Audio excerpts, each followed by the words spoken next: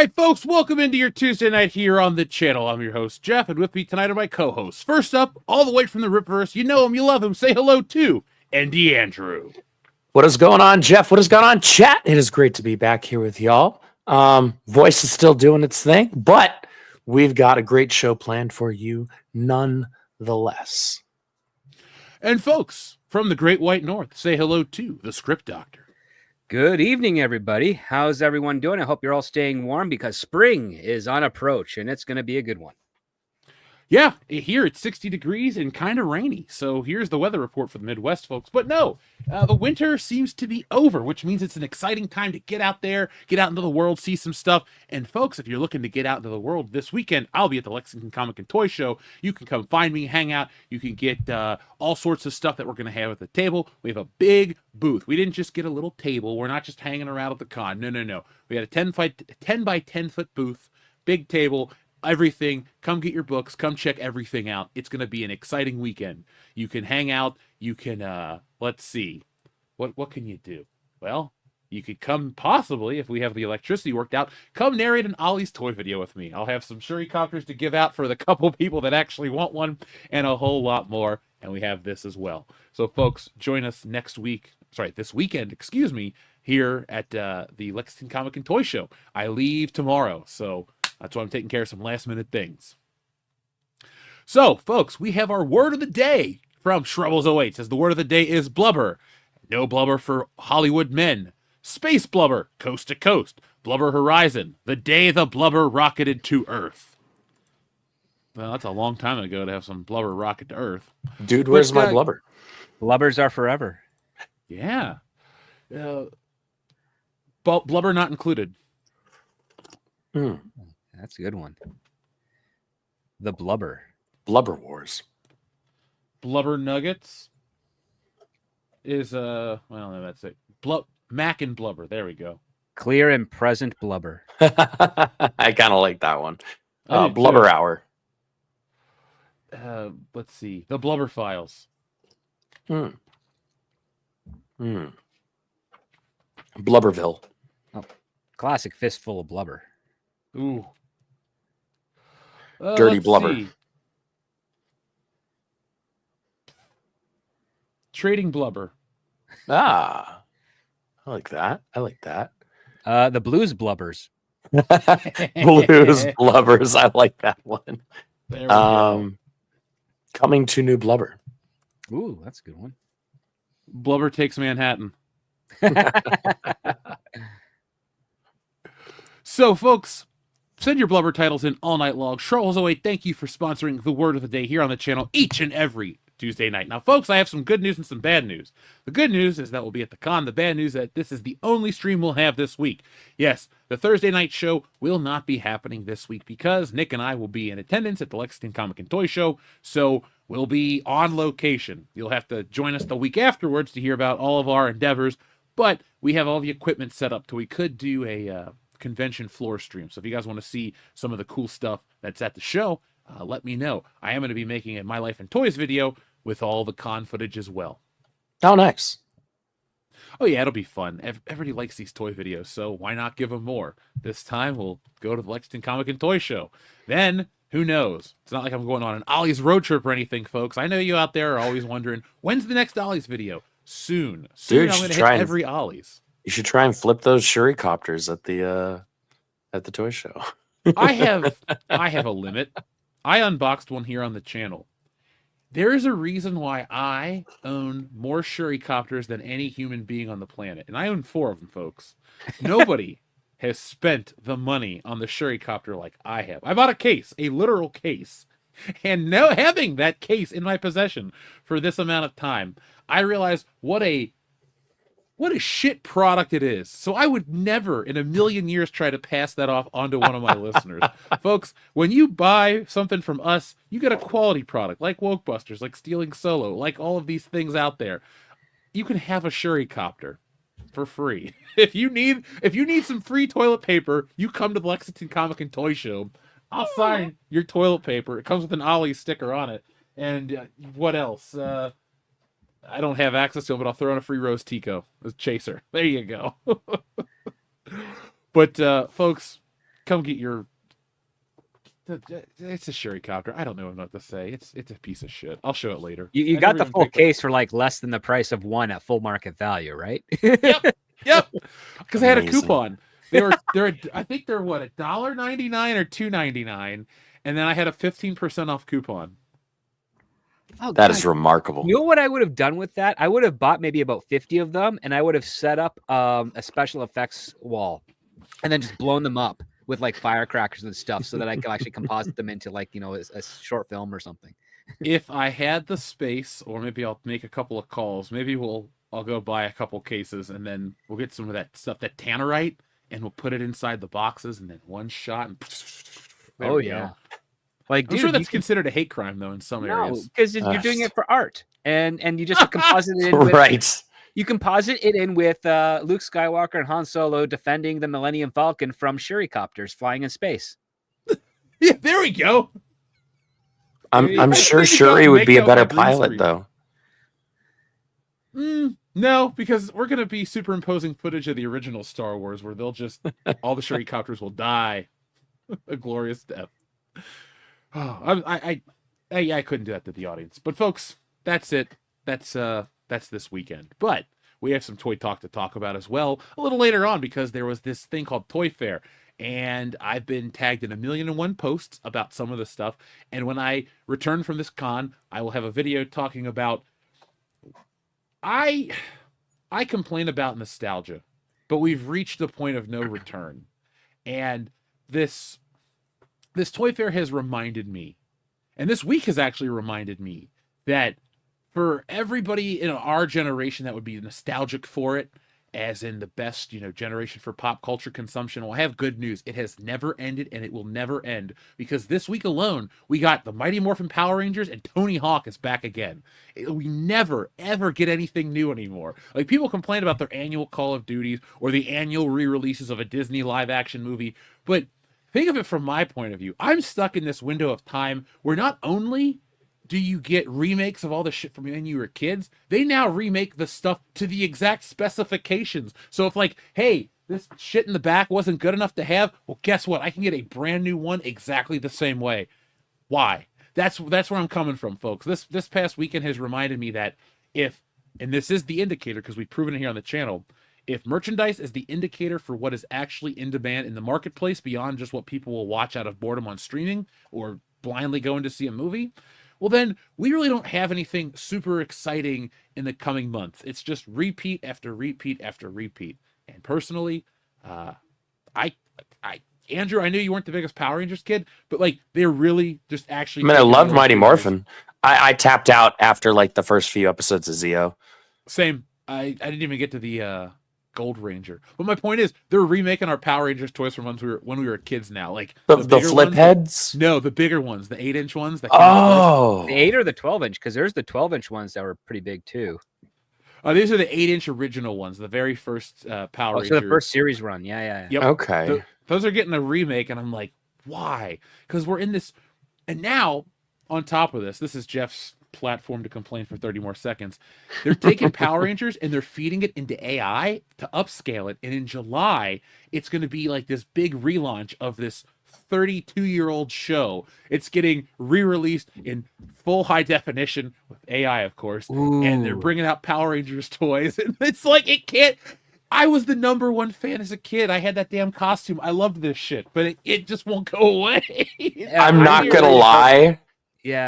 If the AI program that they're using for that AI upscaling is like legit, I'm kind of curious to see what the show looks like after they implement that, because like I've seen that done with older animes, and it like results in it's almost a completely new experience with how I've crisp seen it on the worst end, where they've turned little kids into bald dwarfs, like with the AI upscales, especially when you're dealing with Power Rangers.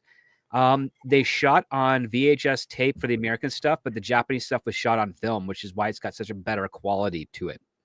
I think that's going to confuse your typical AI, because they're not going to know which one to level off, and that's a big problem, because it would actually be easier for them to just scan the negative, even with the VHS tape that they used, and you'd have a much cleaner picture. The only problem is that it would take longer than AI, but it'd be 100% accurate and authentic. And that's the thing. Like, I would hate it if the AI did that overlay where they mix it up with like current Power Rangers, where all of the Zords and buildings are all CGI and blatantly CGI, because you could actually do that. AI can actually overlay that by reflex. So I'm always apprehensive whenever AI gets involved with an upscale, because it's never 100% good.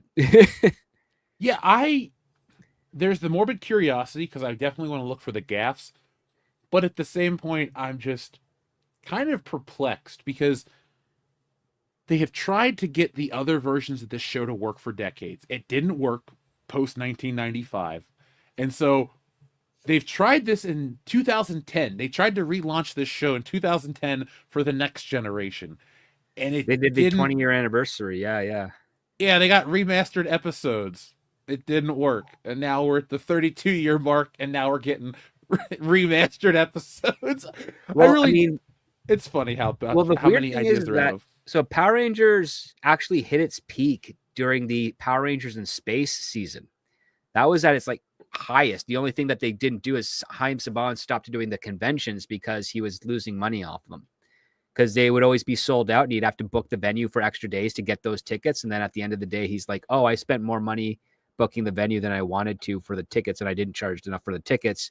And then there's one year, I think, for when they just replaced the original cast with those 3 other actors, where they tried to do another venue and they actually marked up the tickets to like, I think 80% higher than what they were previous year. And they didn't sell as well because nobody would spend that much.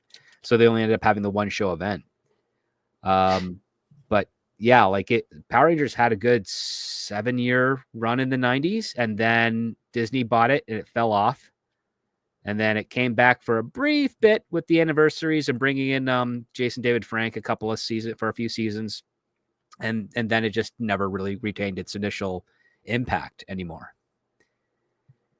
No, it didn't. It, like, to a lot of us 90s kids, it was that one and done season.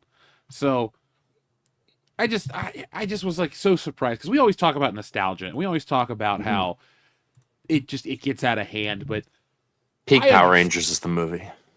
I didn't like the movie at all. It was a horrible movie, but it has this, like, I don't know, guilty pleasure aspect to it for me. Like, I find Ivan Ooze ridiculously hilarious. He's a horrible villain. There was way more comedy in the movie than there was in the show. Like, what the hell is this?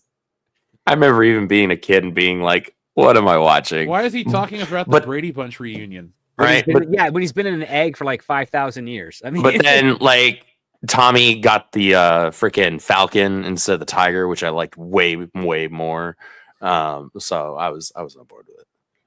I liked the Falcon a lot. I had the Falcon Zord. It was one of the few Zords that I owned. Watching Gosei Gensei Dai Ranger, which is based off of the Tiger and Dragon Thunder Zord stuff. Really, really good 50 episode Sentai series. It actually does, like, when it cribs from other things, it does it with authenticity. Like, there's a Darth Vader Luke Skywalker subplot in that works out really well, and also a better, more convincing brother and sister story arc than what we get in Star Wars. That was really good. The Zeo one is actually pretty fascinating on the Sentai side. Yeah, and then after that it's kind of mixed, but even the Zhu Ranger that the original was based off of was pretty cool too. Because those shows were like, they were targeted for kids because they always had a lot of kid characters in them that would be friends with the, Power Rangers or the Sentais. And they always had these moral plays, but then they'd go really dark and really violent as far as they could go without drawing like too much of gushing blood or severed limbs. So yeah, like that. I mean, I understand the Power Ranger stuff, but once you actually watch some of the Sentai it's based off of, you end up falling in love with both. So I highly recommend checking out those 3 series because they are pretty good.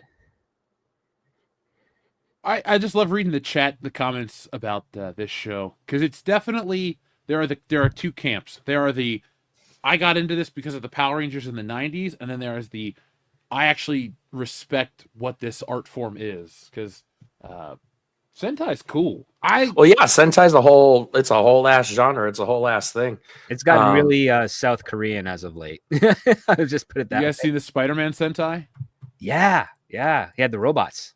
They used to show that on Marvel.com. Like that was just on their website forever. They would put a lot of cartoons on there. I think they would even do who else would they put up? What else would they put up there? I think there was a time where they showed like the Spider-Man, the animated series, on the Marvel website. So yep. It always didn't suck. Another fun Power Rangers fact. 2 of the female cast members have appeared fully naked in feature films. The woman who played Diva Tox was naked in Private Resort with Johnny Depp. And then the Yellow Galaxy Ranger was naked in Not Another Teen Movie. I have met her. Serena Vincent. She's cool. Yeah. She was in Cabin Fever, where she goes to shave her leg and she shaves off all the skin. It's a gnarly scene. Oh my goodness. I have not seen that. It's got Sean from Boy Meets World in it. What the hell? You got to watch it. I think you'll actually like it. He's a director now, actually. Crap, what's his real name? I keep forgetting. Ryder Strong. Ryder Strong, that's right. Yeah. What the hell? All right. Lester, I watched those videos too from Walter Jones. I lived around the corner from him when I lived in California. And I don't just mean like around the corner. Like I mean like literally around the corner. Like on the same block. Yeah. Yeah. I was like, cool, Power Rangers. I mean, Walter Jones, he was in Space Cases, which was pretty much the inspiration for the latest Star Wars Skeleton Crew show. Yeah, it was a screw. All right, a waste of time. Now that we got Kathleen Kennedy not retiring and all this other great news, and now they're doubling down on Star Wars. It's like they're trying to teach the fans a lesson. It's like, you got hope. No. You can't have hope. Now you're going to have to sit through everything else. We're going to make it extra boring. Oh, I think that was just a mole hunt within Lucasfilm, just to try and find out like who's on whose side. Interesting. Well, I mean, there's no incentive for her to leave because they have not spent any of since the Rise of Skywalker over those 5 years, they have not hinted or pushed anyone within Lucasfilm that would be primed to succeed Kathleen Kennedy. Because even when they were giving stuff with Dave Filoni, they created a brand new position for him, which whenever your studio makes a brand new position for somebody, it's most likely a scapegoat position, meaning that when they fail so bad that it's almost inexcusable, they blame it on that person and fire them. Best case is Victoria Alonso from Marvel. They invented a position for her, and she was the head of post-production for all Disney Plus series and films, feature films. And then you had those back-to-back bombs with Ant-Man and Thor: Love and Thunder. And then the next thing you know, she's gone. And no one's replaced her position yet, which meant it wasn't really important. So it was all designed just to put her on a pedestal and then exit her and put all the failures on her back while she left, so that Marvel can say, well, we got rid of that part of the problem. Next step, we are going to do better. And yeah, how's that been going for them so far? Not very well. Yeah, Captain America, record breaker, right? All those people telling you that it made its budget back in a single weekend. It made the quote unquote reported budget back.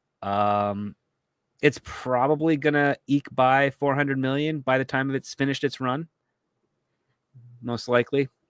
But I mean, I will say this: the international audience is actually liking a lot more than the domestic. So, I mean, that's.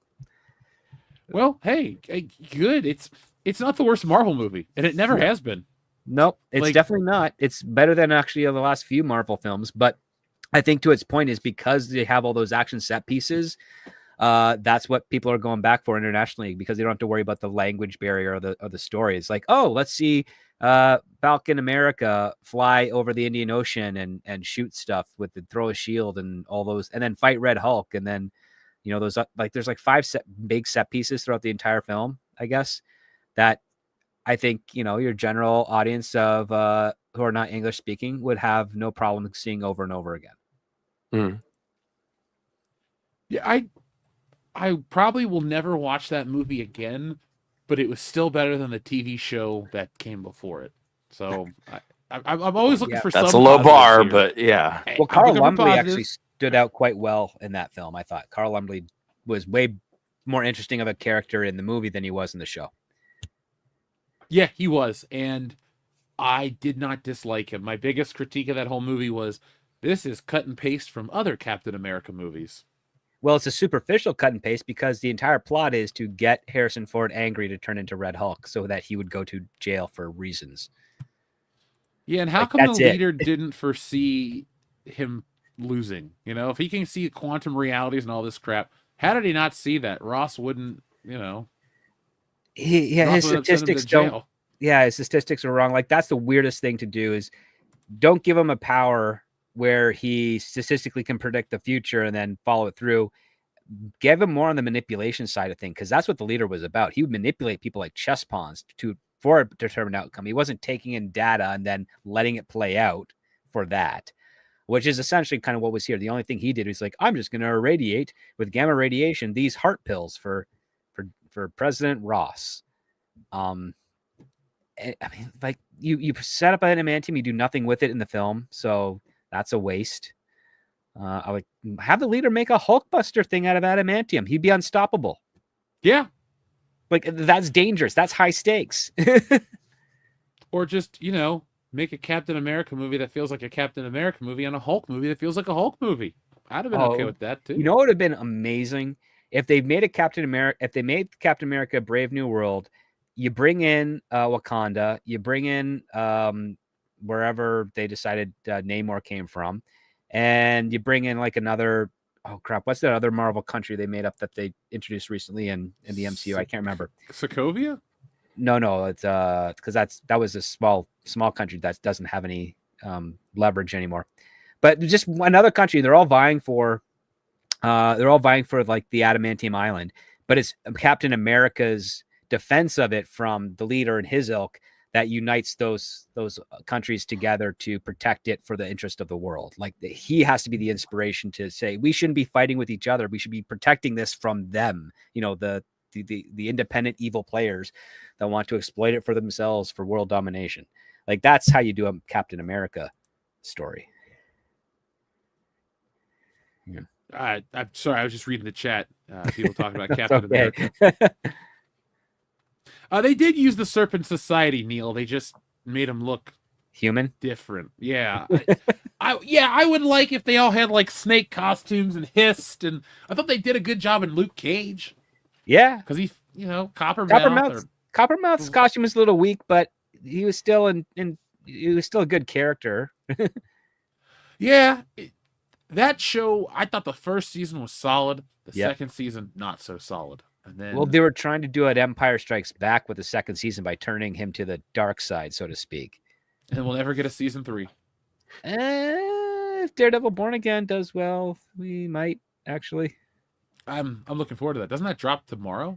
No, it's actually dropped right now. But it's the first 2 episodes. But Oh, okay. Yeah. I've still only seen like the first 3 episodes of the original season. Oh, come on, man. You don't like Daredevil, do you? I like him well enough. I just like when those shows were airing, I didn't have streaming services, and I never got around to getting caught up on them, because I've been told like watch the first, forget whatever many seasons of Daredevil, and watch the first season. I think the first season of Punisher. And I was like, yeah, okay, yeah, I'll check it out one of these days. Just watch it all. Like, yeah, the only low point for me, because I did not finish Jessica Jones. Like, I stopped before the 3rd season dropped.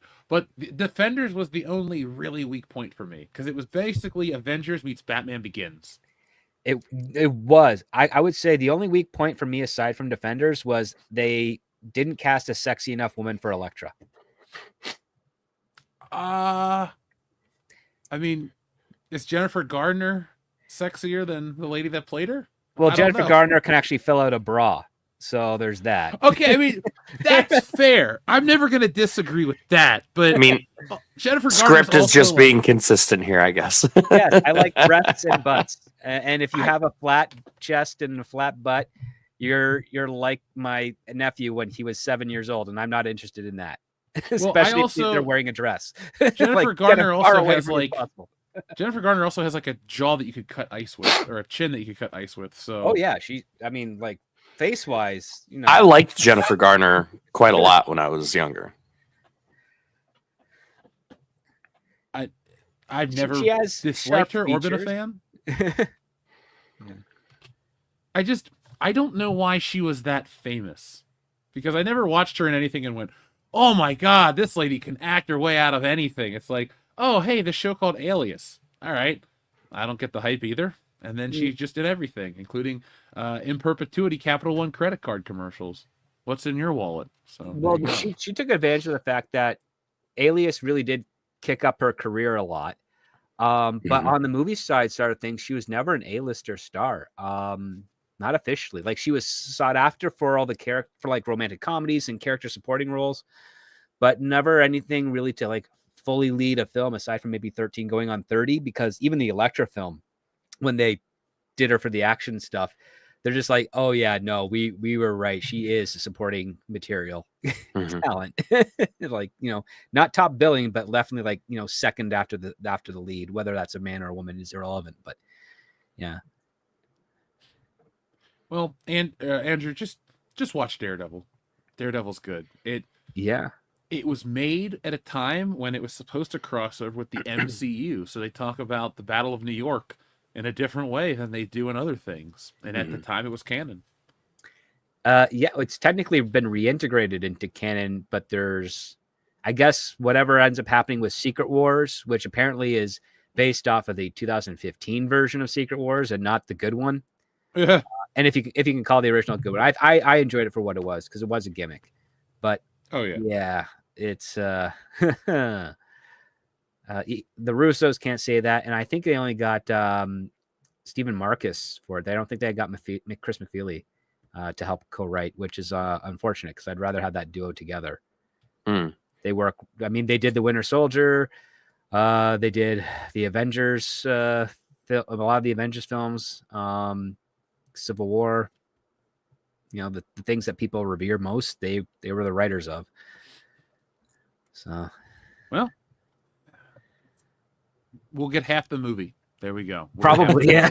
Half a good movie. Half of a good movie, yeah. You know what? It's better than what we've gotten in a lot of other pieces of entertainment. Like, this movie's 10% good. You have to do Steiner math to start divvying up what percentage of these films are actually good these days. That's actually quite funny, but also sad. Well, is Steiner on Cameo? Can we get him to do a thing like that for the MCU? Sure, folks. Let's. They say that all superhero films are created equal.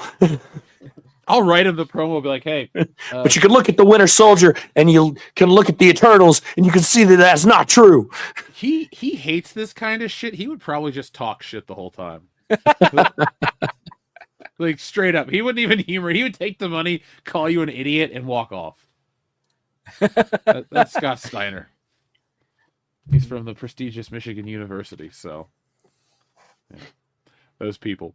Anyway, let's talk about what's on screen. Rest in peace, Space Ghost. So this news broke a few hours ago. We tweeted about it, but I was not aware that the man who was the voice of Space Ghost was such an accomplished everything. So his name was George Edward Lowe, and he was the actor behind Space Ghost. He passed away 2 days ago, at the age of 67. So he got into voice acting in the 90s, and we all know him as Space Ghost. He was on Aqua Teen Hunger Force, Robot Chicken, The Brack Show, but he was an artist. And I looked him up today, and his art was really, really, really good. And it's just one of those situations where you're like, oh, the voice of Space Ghost. Okay. And then you realize, oh, he had these other talents. I even watched a couple videos today of him in the Space Ghost costume. He was interviewed by C-SPAN, and he just played the character. And it was surreal, because a lot of times you watch these interviews of like somebody in a suit, and you're just like, oh, they're trying to play the part. But they got the guy that actually plays the part to put on the suit. And it was awesome. So this was taking me back. I forgot how much I loved Space Ghost Coast to Coast. That was the show. Like, when I would go to somebody's house that had cable, I'd be like, oh, we're staying up to watch Space Ghost tonight. That was always that was like my thing I had to do. He was like, I only watched a few episodes of it as a kid growing up, because that was, I forget what was also airing at that time that I was watching instead, or it was airing somewhere around that general window that I watched instead. It might have It been was something on Toonami. it was Honestly, when they were always doing yeah, Toonami, the midnight run. it was always on around like 1 a.m. in my neck of the woods. That show went from like early 90s to like the mid 2000 early 2010s, I think. But they didn't do a lot of episodes. And one of the things that always annoyed me is that I'd watch it maybe 3 weeks back to back, and 2 of the 3 episodes were identical. So you never really get a new one that often. Because they were also like they were produced very cheaply, and that was the gag.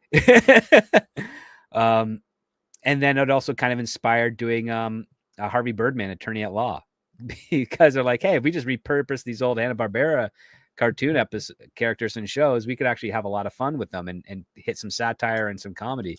And that all came from Space Ghost, Coast to Coast. Yeah, that was such a cool concept. Even as a kid, I mean, a lot of the humor wasn't for kids. It kind of went over your head. Some of the references, it wasn't that it was like super pervy or dark or anything like that.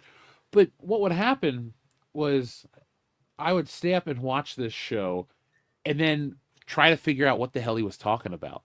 It was, I was like, I would ask questions. I'm like, Mom, who is the, this was just a broad one that I'm making. That's Like, who's fair. Judy Garland or this or that. So it was always such a good memory. And I have this Johnny Quest tape that I got for Christmas, like 1995, maybe 96, and it had Space Ghost. Like he was the introductory host of a videotape, and I used to watch that a lot. And then at the end of it, they had Space Ghost, like the real Space Ghost cartoon, not Coast to Coast. And so I thought it was interesting how Cartoon Network, for an entire generation of people like us, they just repurposed old stuff and turned it into this whole opposite brand. And it was great. Like the way they did the Brack show and all of them. I loved everything they put out back in the day. All right. No, I mean, I mean, he lived a good life, but he was also a funny guy. Did some good improvisations here and there. Yeah, may he rest in peace, and may his family, grieve well and move on to know that he's in a better place. George loaded the answering message on my phone. That is awesome. That's I'm pretty very cool. jealous. That's awesome. That's pretty cool. That is pretty awesome. It was such a bizarre concept to be interviewed by a cartoon character.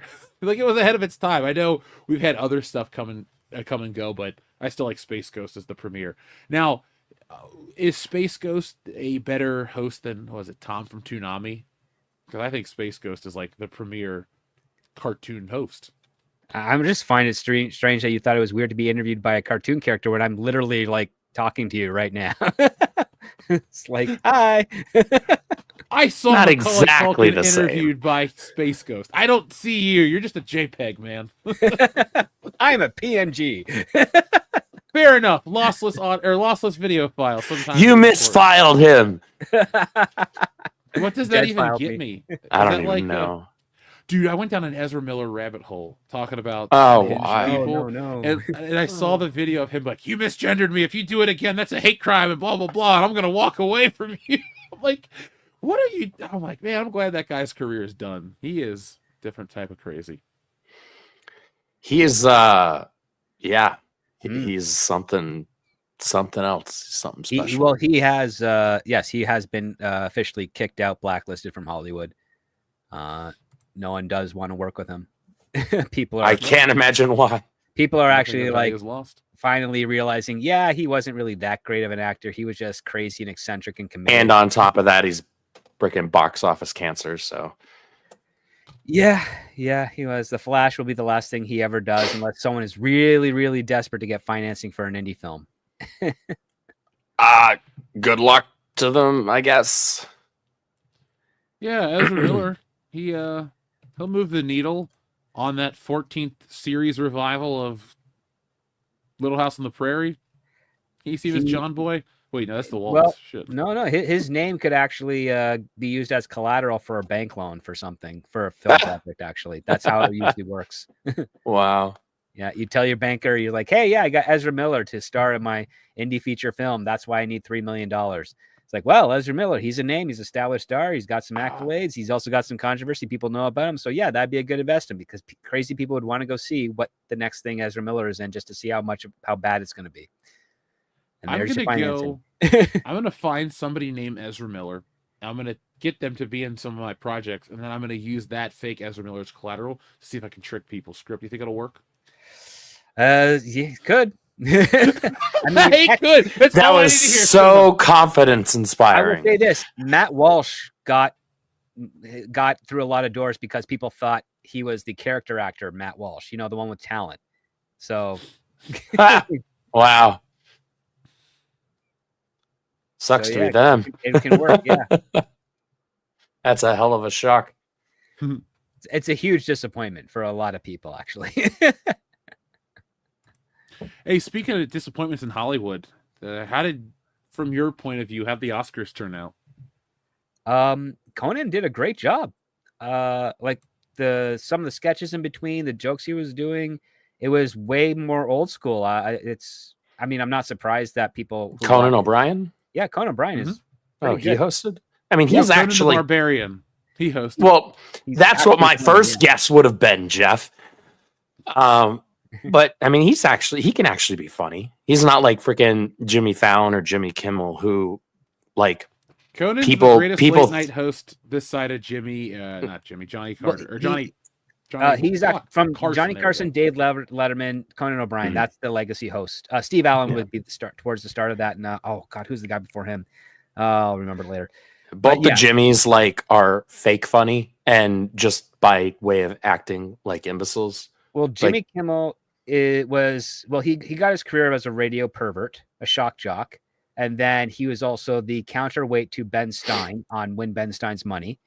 And because of his dirty jokes there, he was able to join with Adam Carolla to do the Man Show, which basically got him like name recognition. And then from the Man Show, he managed to somehow get a late night talk show job, which is weird because if you take a look at Jimmy Kimmel from like 20 years ago, he looks the age he is today. And then today he looks a little younger than what he actually was. Like he's always looked like he's been in his mid to late 40s since his career started. And so he's never been really all that funny. He's worked with a lot of great comedic writers, but he was always like the personality of I'm the fat drunken pervert guy at the bar who gets beat up all the time, but always manages to go home with the ugly bartender, like the ugly waitress or bartender. So that was him. Jimmy Kimmel has been Lorne Michaels' pseudo son since he started Saturday Night Live. So the whole reason Jimmy Fallon, the only reason that he's hosting the Tonight Show is because Lorne Michaels wanted him to do it because Jimmy Fallon's film career never took off because he was like the hot thing on SNL supposedly through that lens. And so when Conan took over the Tonight Show, they gave him the late night, or no, not late night. What was the one after Tonight Show? Yeah, it was late night because David Letterman had the Late Show.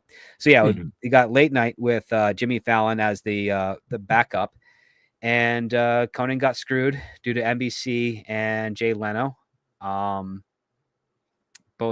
Jay Leno not wanting to retire when he originally agreed to retire.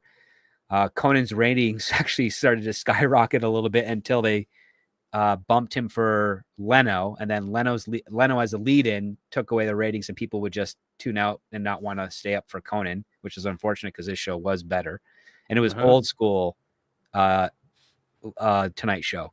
Oh, dude, I remember the day it dropped because I was working for my shitty 7-Up job and I couldn't stay up late, but they had it on the NBC website, and I remember watching the promos because remember he brought his car across country. He took like some Ford or whatever it was, and he would do promos with it. And then the final promo, I think he like crashes through the wall or something, and then he like it's the show. I was a big fan of him because I always watched the original Late Night with Conan O'Brien, and you would catch reruns during summer vacation, and you might see, like, I don't know, like Sean Connery or some random actor that you're like, I know who that person is. But he and Andy Richter were so weird. That's why I watched it as a kid, because the year 2000 and all the crap they were joking Year about. 2000, Masturbating Bear. It was so funny, man. Like, he It's is the best. Well, he had this type of self-deprecating humor, and also kind of like the clown that was also in on the joke. Like, that was the type of thing. Like, there's a lot of tongue-in-cheek stuff there. He did great. He came up with the Harrison Ford blooper bit, where Harrison Ford would tell stories about stuff that happened in his movie career, like how he's pranking Mark Hamill or what have you, and Harrison would do it. And because people never forget to realize that Harrison actually really likes to do comedy, but nobody ever wants to hire him for it, which is why he's having such a great time on Shrink, even though I have a difficult time watching Jason Segel because I think he is comedy poison. Mm-hmm. Well, folks, if you want to help us fund a Stealing Solo movie, it's a comedy. It's been called Laugh Out Loud Funny. I'm sure Harrison Ford would like to laugh at himself. So there we go. Yeah. What do we need? What is he? $18 million, right? With Disney, he's $18 million. Other studios, I think you can get him for like between 8 and 12. All right, folks, we need the low sum of $8 million right now. We will fund the movie. Harrison Ford will star in it. We'll get some other actors. Is that all? Because, yeah.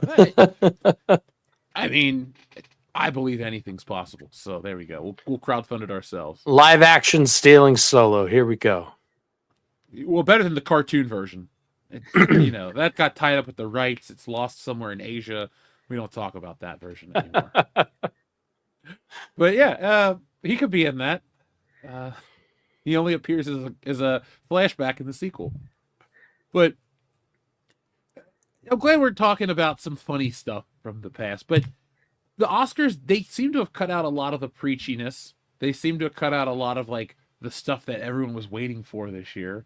It was still there in some degree, but overall, it just was kind of a nothing burger of an Oscars. They weren't.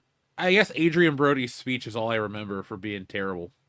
The Adrian Brody's speech was terrible. Kieran Culkin's speech was a mixed bag. I'm just surprised he won an award, like an Oscar. Like, me too. Culkin won an Oscar. Well, I think that has more to do with Jesse Eisenberg because he's been working on that story for a while, and he got it like finely tuned. And then he also did the right thing, which is he did not cast himself as the character that Kieran played. He actually decided to use Kieran instead. So that worked out.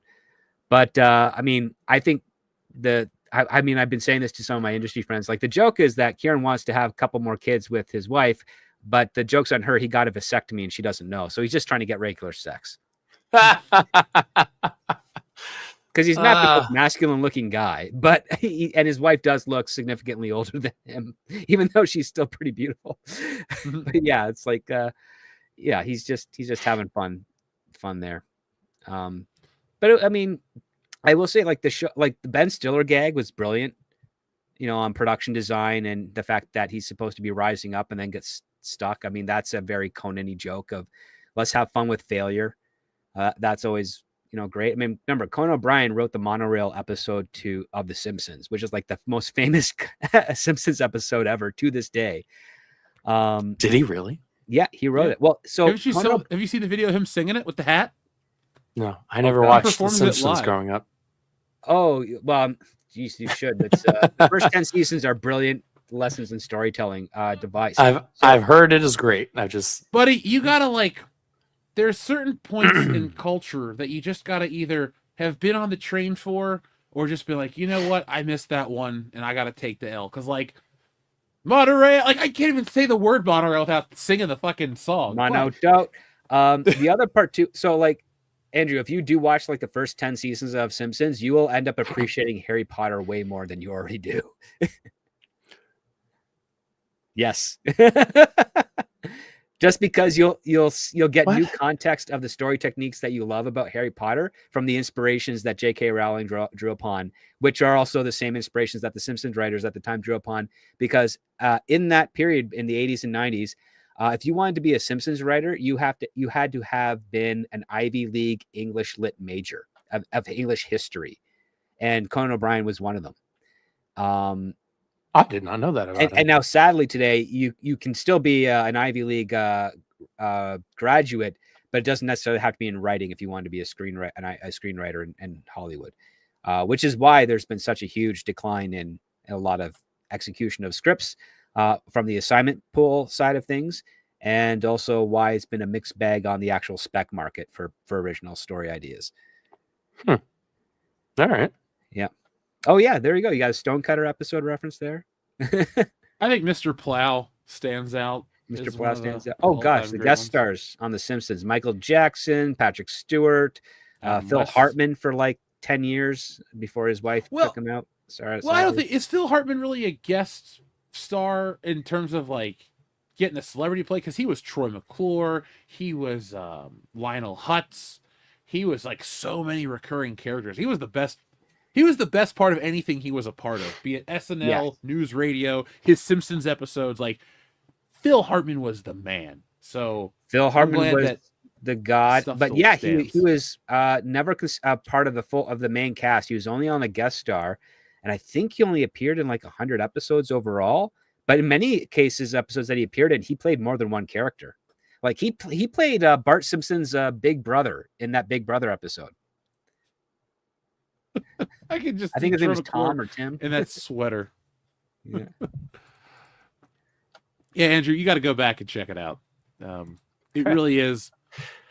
There's a whole lifetime of entertainment that it's good to know it, because you'll watch it and you'll go, besides the Harry Potter reference, you'll go, oh, that's where meh comes from, or that's where this comes from, or that comes from. And then you realize, like, and this is what I want other people to realize, is maybe you don't like The Simpsons, maybe it's a locale, maybe it's trash today, but there's a reason why it was impactful. And instead of just regurgitating the whole, it hasn't been good since season 9 gag that you've never even watched a show of, people, like, at least check out the good stuff, because it really is worth your time. The Like, Simpsons Halloween of Horror episodes are great. The world stopped when they had the Who Shot Mr. Burns cliffhanger. oh, yeah. I remember that. I won't tell you who shot Mr. Burns either. Yeah, I'm I'll not let you telling figure you that either, one yeah. out yourself.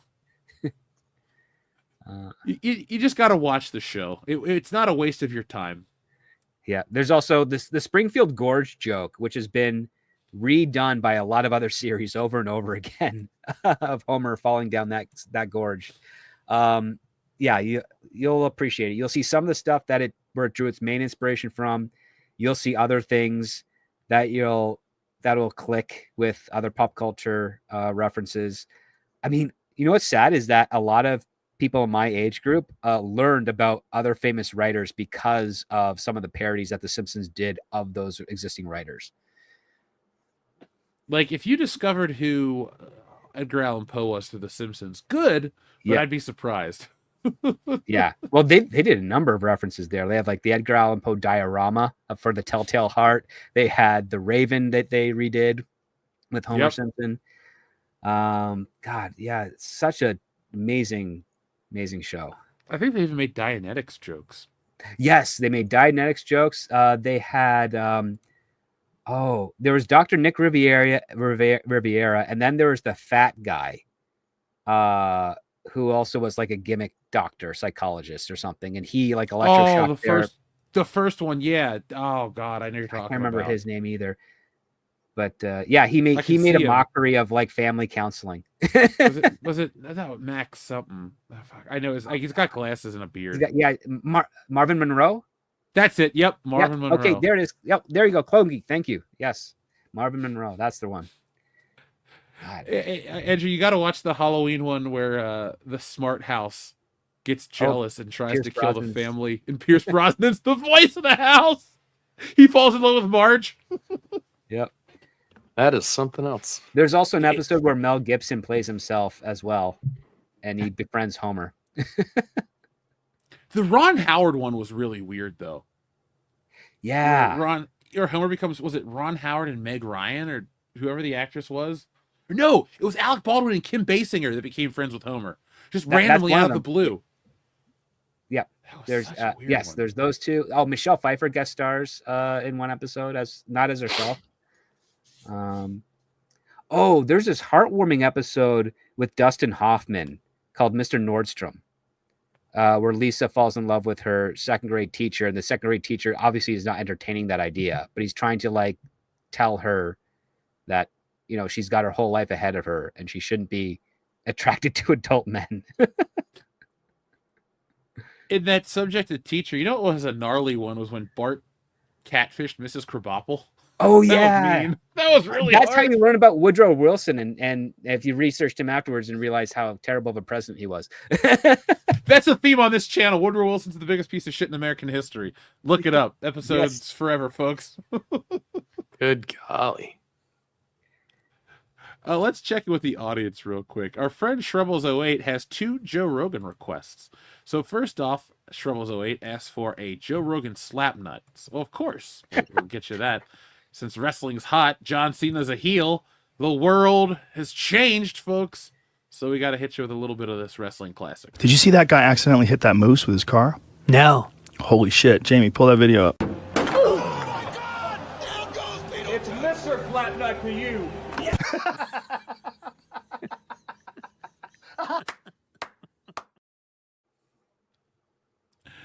Shrubbles08, thank you very much. He also has a request for this Joe Rogan button. Imagine if you gave a white supremacist 5-MeO DMT, and then as the first one, as they're exhaling,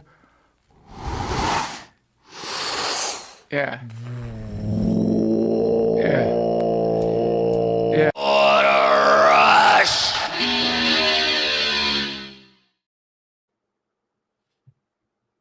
Thank you, Shrubbles08. John Thomas, thank you for both of these. John first says, Jimmy Fallon isn't very good, but he did do a good job in the baseball movie with Drew Barrymore. Fever Pitch? Fever Pitch, yep. That was much better than Taxi, starring Queen Latifah. But Oh, God. I don't dislike Jimmy Fallon. He got to do the one thing I always wanted to do, and that's play Goldeneye with Pierce Brosnan. So that's cool, I guess. But overall, like his little parodies that he'll do on his show, like the one he did with Paul Rudd where they sang Spin Me Round like a record. Like that kind of stuff is funny. Yeah. They're like, there's good self-aware comedy on that. And if I'm going to watch any late night show, I would have to. I guess I could stomach his, but I just think of him as the guy who couldn't stop breaking character on SNL. Like just the young guy.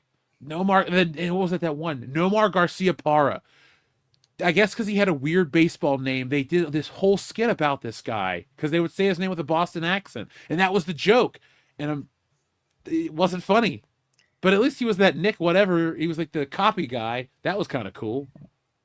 Wait, Rob Schneider was Nick the copy guy, wasn't he? Well, okay, he was making copies. He was Nick something tech guy. That's what. Oh, right, yeah, okay, yeah. Yeah, making copies was much better. Making copies was much better. Rob Schneider had this other gag where he'd be like, telling stories of his horrible ex-girlfriend. It would just be him in a chair telling a story about his horrible ex-girlfriend. He gets a lot of shit. I think he was funny, and I like a decent amount of the stuff he was in. So no, actually, I thought one of his better performances was in The Benchwarmers. Oddly enough. Oh yeah, I only saw that one once. Yeah, I have a guilty pleasure movie, and that's Deuce Bigelow, Male Gigolo, because I acknowledge that it's very, very shitty, but I love it. Same with The Hot Chick. It's like a dumbass movie, but it makes me laugh because of how stupid it is. The Animal, I'm okay. I can live without The Animal, but those two are pretty funny. John Thomas, thank you very much for your other super chat. Speaking of Pierce Brosnan, he's in an Angel Studio movie about D-Day vet trying to get to the 50th commemoration. I like Pierce Brosnan enough that I will check that out. He's in that Guy Ritchie series too. I think it's on Netflix. That's dropping soon. He should be in more stuff. I like Pierce Brosnan. Solid actor. Seems like a decent he's dude. He's doing fairly regular stuff, but nothing that ever really gets on the radar of people, which is unfortunate because he's still acting. He was an inspired cast for Dr. Fate. Kent Nelson, but like completely wasted in that movie. Yeah. No, he was a highlight in that movie for sure. I liked The November Man. Oh yeah, that was pretty good too. Oh, that's right. That's one of the reasons why I've said, folks, for the entirety of this show's existence here on the channel, both shows, I've always wanted old man James Bond. He could do it. He's got the range. I mean, you could even, if you wanted to make him slightly younger, like only give him a Just for Men touch-up, but still make him look like an older spy. But Pierce Brosnan still looks pretty solid for his age. Like, you'll buy that he actually is old man James Bond. And James Bond Right. doesn't have to be a crybaby old man. You know, he can be a badass No. old dude that still gets the ladies. But, you know, we gotta make it mopey and sad like Daniel Craig. I'm gonna cry in a corner and worry about one woman the whole time. Thanks for making James Bond not fun, Barbara Broccoli. I know everyone's complaining, like, oh, Amazon's Disney will ruin it, fix it. but No, no. Or Amazon. Amazon will fix it. But Barbara Broccoli got so intimidated by the Bourne Identity that she felt that was the way to take Bond. But I mean, I would have loved to have seen Pierce Brosnan in Casino Royale. Yep. Because granted, you'd probably get a slightly different foot race at the beginning because they wouldn't make Brosnan like run through a drywall thing at his age to do that. But you would still get a lot of the other stuff. And also to see Brosnan laugh about getting his balls smashed by a knotted rope would actually be probably a highlight for him as a Bond, because he would look way more badass than you'd ever expect on that journey all the way through. I would trade the one. I don't even like the parkour scene in Casino Royale. I like the movie, but the parkour scene isn't it. Honestly, that movie picks up for me. Like, I love the credit sequence. It's the best of all the Bond movies for me.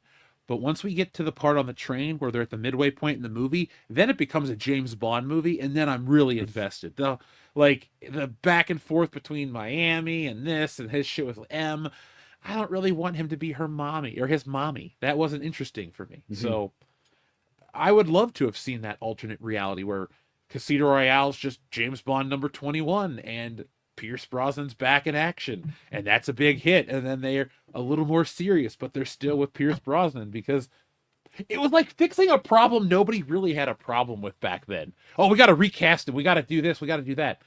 You're coming off Die Another Day, which was the biggest one, not adjusted for inflation. Mm-hmm. Everybody likes to think, oh, Pierce Brosnan was fired from being James Bond because he was a failure.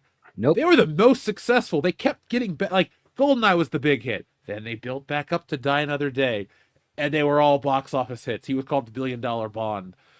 Oh, yeah. I mean, even Tomorrow Never Dies was a fantastic follow-up to GoldenEye. I thought it was great. I love that movie. I think it's ahead of its time. The World Is Not Enough would be better if it didn't have Denise Richards, and then Die Another Day would be better if it didn't have Halle Berry, slow motion, a better plot. It needs a lot of work. I was going to say, you're listing a lot of large items in that movie. Better than X3. Well, they also didn't figure out... Yeah, we'll use that as the bar. They also didn't figure out John Cleese's version of Q yet. They couldn't... R? Because they introduced him as R, or like, the assistant, but they didn't figure out his personality. They made him like this more awkward type of guy, when they should have leaned more into what John Cleese is good at. Because Desmond Llewellyn, like, he was awesome. Like, he was the whole, I'm going to be very, very serious, but at the same time, we're going to be showing you all these gadgets that are kind of comical in the background. Mm-hmm. I loved him in The World Is Not Enough when he makes him pull the thing on the coat and it encapsulates him in the giant dome, and he's like, he just like rolls around. Or even the dumb humor, like how his lab coat is stuck in the door of the car and and he goes up to like shake his hand and has to fix it. You talk about an evolution though. Mm-hmm. I was so happy and on board with John Cleese's Q because they picked it up in the video games as well. I know technically Die Another Day is the last Brosnan outing, but they made a video game in 2004 called Everything or Nothing, and it had Pierce Brosnan, Judi Dench, John Cleese, just from the James Bond side. It also had like Heidi Klum, Willem Dafoe, Shannon Elizabeth. I get that she's not a big sell. She was back then. But that was like the last one, and I was really on board with R. I thought he was great. I miss Desmond Llewellyn. He'll never be topped, but the guy that they got to do him today, Ben Whishaw, he was just a smarmy kid. He wasn't interesting at all. Yeah, he's that awkward emo guy that is going to be arrested for sex assault crimes. Sorry. Hey, I have never been to Europe. I don't know how the people act there, but I've also never been to Canada. Can't confirm that it's even a real place at this point. I'm surprised you haven't been to Canada. You just have to look north and you can see us from where you are. Okay. I may or may not have seen the bridge to Canada. I may have not seen that Canada's there, but I've never stepped foot on your land. Maybe one day. You should, especially this summer. It's I'll watch. I've been watching episodes of the Red Green Show, so I'm getting all ready. That's a for good it. start to understand us, actually. I've seen almost every episode already. That was my. I mean, Possum Lodge Saturday is night legendary. show. Yeah. Dude, it's on Plex right now. Like, and I don't mean like somebody ripped it to Plex. For some reason, they uploaded the entirety of the show to Plex for free. Oh, You have to yeah. watch commercials, but I forgot how much I loved that show because I watched a lot of it. Dude, it's a show for people that love comedy and also love inventing. 'Cause the stuff he makes out of definitely- duct tape and junk. Yeah. It had that weird like Beekman's World vibe, but and, like other things. Like there were a bunch of shows that were out for kids that felt like the Red Green Show. When I watched the Red Green Show, I'm like, oh, it's like a variety show because you'd have like a host come out. Weird comparison, but like how Pee-wee Playhouse, he starts out, comes into the thing, sets it up. You know, I'm in grade school watching the Red Green Show, so I've only seen X amount of shows to compare it to. But you got your variety character, you got your side. Like it worked for me, and it really is that good.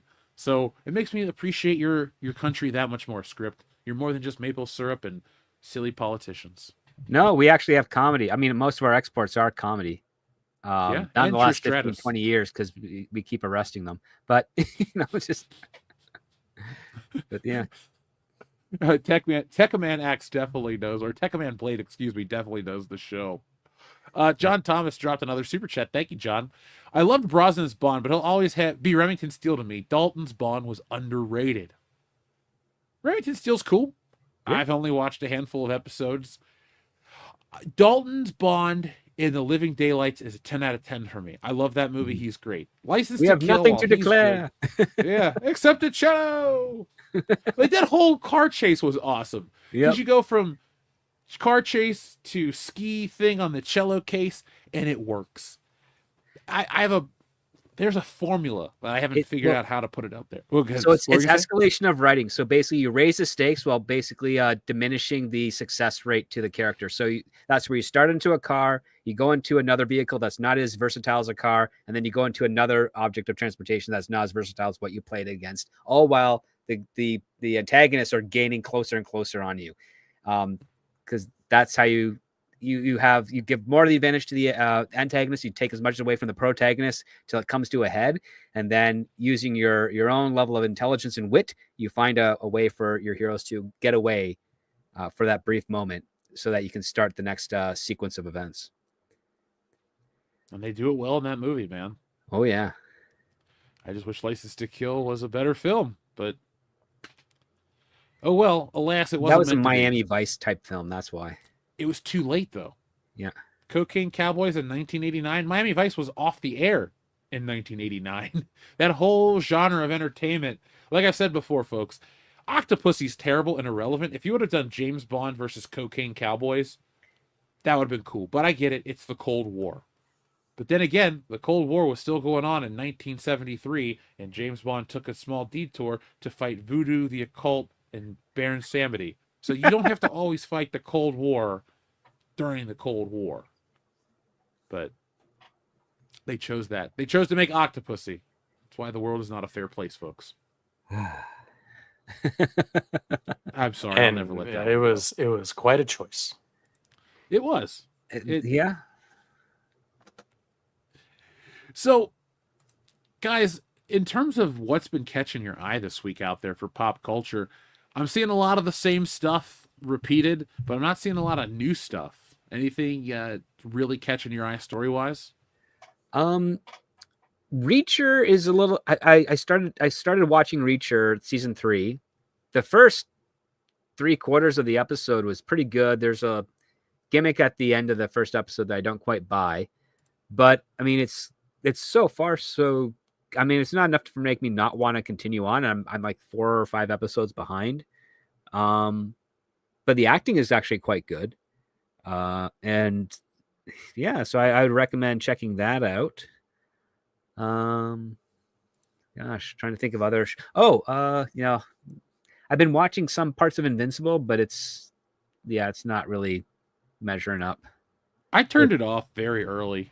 It's become more relationship drama than like ethics of superheroing. Which, I mean, why are you wasting animation on whether Rexplode is going to nail the Shrinking Ray girl. Like, why? I'm like, I don't get it. It's not. I'm not Invincible invested. was never a comic I got into when it was a comic. It was around. People were like, "Oh, I've only heard about it since it was a show." You may have, but it's been around in print for what? When did decade. it debut? Yeah, it's been around for a while. Its peak, I think its peak was in like the 2015 to 2016 era. I've read the core run, which is like 200 and some odd issues, and it's a fairly okay story. It gets a little too meta sometimes, just to poke fun at comic publishing. They do a whole page where it's just one panel repeated with dialogue, and the dialogue is all talking about trying to meet a comic book deadline, and so you take shortcuts by repeating one panel but just changing the dialogue. I mean, it's pretty funny. It's a good inside joke for comic book readers. But it also tackles a lot of stuff. It also skirts around the identity and woke politics of the time, because they were kind of on the rise at that point.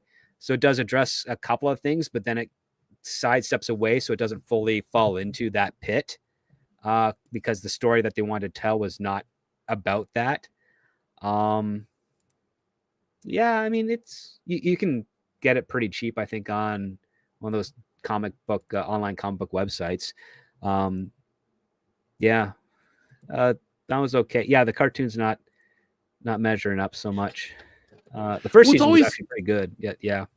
With the channel, it's always hard to talk about these things, even if you don't like them in the beginning, because everyone just lumps it in as, "Oh, you hate everything."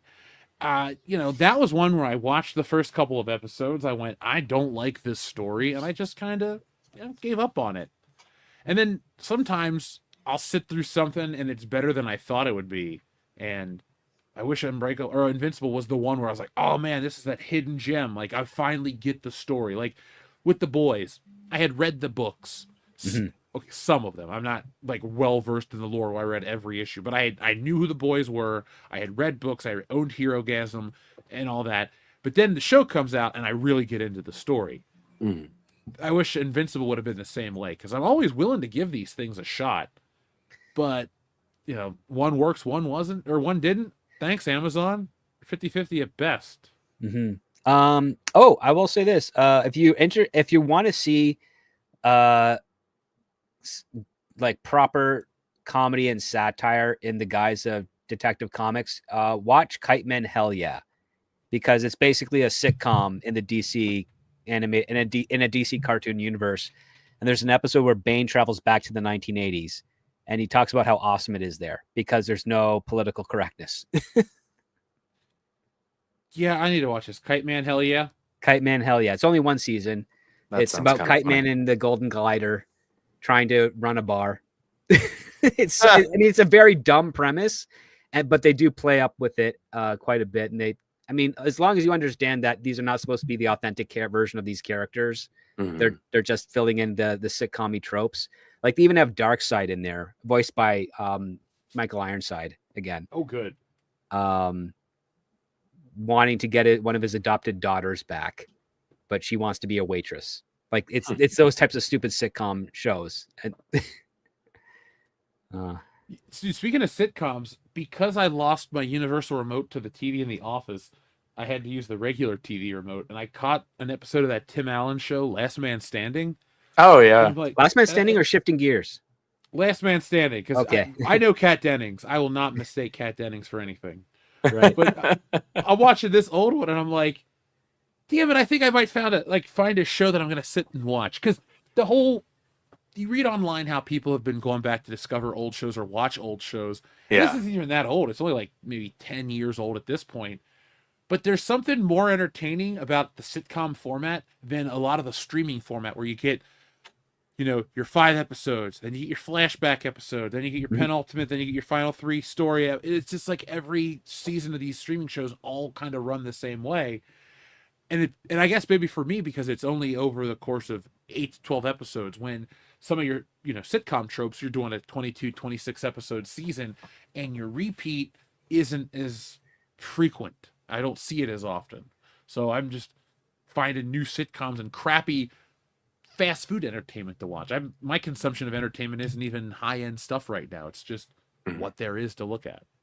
Oh man. Yeah. I mean, that that's a good point. Like the classic sitcom formula breeds the idea of like you're going to have a family that's you're welcoming into your own home that you actually can tolerate. Now, the funny thing about Last Man Standing is that it's presented as a conservative show, but what's funny about it is that the dad is the always right conservative guy, but out of his 3 kids, his 2 daughters are pathetic screw ups. His oldest one gets knocked up in high school, and his middle one is an idiot. And the entirety of that show is him basically maneuvering the company he works for to essentially give his pathetic kids jobs, like Herbert Walker Bush gave to George W. Bush. It's literally that. And it's completely not, it's nowhere near self-aware that it's doing it, which makes it even more funny for a guy like me. It's like, oh, the only reason his oldest daughter who has a kid is able to like feed her kid is because Tim Allen's character hired her to work for his company. Yeah. Not based on any skills, no merit, nothing. It's just, I need to give my idiot kid a job. and then I'm giving a responsibility that she's not even prepared for. And then she is miraculously pulling it off just because the story needs it to. I mean, it's not a great message with regards to conservative families of like, yeah, if your kid's an idiot, just hire them at your company and then train them to do the job by the bare minimum so that they can scrape by. Like, that's not a good message for any type of family. But that is literally the message in Last Man Standing. I only was aware of the show because it was canceled from one network for being too conservative, and then it got picked ABC. up by another one. And picked up by Fox, which is funny because after it got picked up by Fox, Disney bought Fox. Yeah, but say Fox got picked up by ABC, so hey, it didn't even matter in the long run. Yep. I was on I like WDW that Pro Show. Oh, you watch it? Yeah. Or at least I used to up till about 2019. I like what I'm seeing. I think Tim Allen is like the ultimate American sitcom dad at this point because he's had him and Ed O'Neill. Home Improvement. Yeah, he's had 3 big ones. Has any other actor had that much of an impact? I mean, for 35 years, Tim Allen has been like either Santa Claus or a TV dad. Well, everybody knows him. He's Home Improvement and Last Man Standing were his 2 biggest shows. Shifting Gears is dicey right now. I don't know if it's going to make the distance. But he did play great in the Santa Claus movies, and oddly enough, his 2-season Santa Claus Disney Plus series was not terrible. I mean, it was still kind of cringy, but it was actually very anti-woke because they bring in a diversity hire to replace Santa Claus, and he's actually ruining it so that Santa Claus has to come back and kick him out. Yeah. I mean, eat it. Yeah, and the fact that they got, I think because they got away with that on Disney Plus, that's probably why they didn't extend it for a 3rd season, because they did sign a 2-season contract. Mm. When we talk favorite Christmas movies, Santa Claus always fails to make my list, but I'll save that tangent for another day. I don't dislike it at all. Let's see. John Thomas says, Jeff, I disagree. No movie is better off by removing Halle Berry. Woohoo! Her Catwoman is one of my bad movie guilty pleasures. That is a choice. She is a good-looking woman. When she comes out of the water and Die Another Day in that orange bikini, I mean, I've always thought that was a good-looking scene. It's when she starts talking and trying to make jokes in that movie that I go, oh, man, this is out of your wheelhouse, lady. Yeah. Like, that's what I want people to remember about the Brosnan movies. You can all bitch and say, oh, he was the worst. He was this. He didn't cast the Bond girls. Denise Richards, really bad choice. Halle Berry, pretty wooden as well. Like, I get it. They're sexy. And yes, you cast Bond women for being sexy. But you could at least do what they did back in the 60s and dub their voices by better actresses. Like, that's exactly how it worked. Ursula Andress didn't speak English. Well, she spoke English, but she had a thick accent. Same with the lady from Russia with Love. And I'm pretty sure they were dubbed by the same lady, like Gloria Vandersill or something was her name. I think so, yeah. Yeah, Bond had a way around these things. So I get it. It's offensive to dub an actor's voice, but there are hot women who can act well enough. Ana de Armas is a prime example of a fine woman that gets cast in a James Bond movie and has a memorable part and didn't shit the bed like Denise Richards. Right. But, John, I don't want to remove anything beautiful from a movie. Well, the other thing also is that Anna de Armas actually had better acting coaches and lessons than Denise Richards did. That's true. The 90s were a different time. It's like, hey, Her first appearance was actually a non-speaking role in an episode of Lois and Clark: The Real Adventures of Superman. Denise Richards? Yep. Because I was about to say, Ana de Armas probably wasn't even alive when that show was filming. So No, I think she was born in like 96. she came to America Oh my because we went goodness. to a screening out west, and they told her story about how one of her first English-speaking movies was Knock Knock, that Eli Roth movie, and how she learned it from being around other people. So apparently she's pretty smart too. So good for you, Ana de Armas. You were a pretty solid Bond girl. Now I don't know how she's going to be in the new John Wick movie, but I don't think I'm going to be. The ballerina one. Yeah. I have the original script that's based off of. I don't know how much has changed since the production. It does actually have a line that I wrote in a script I wrote about 10 years ago about a woman, kind of a woman assassin, but she wasn't like, beat 'em up type of assassin. She was the whole, like, I'm going to kill you while I'm sleeping with you assassin, more Sharon Stone and Basic Instinct type. But yeah, they had this whole thing is like, because I wrote this monologue, like, you're a woman, you're naturally smaller and weaker than a man, so your entire mission operandus is to cheat. Like, that's it.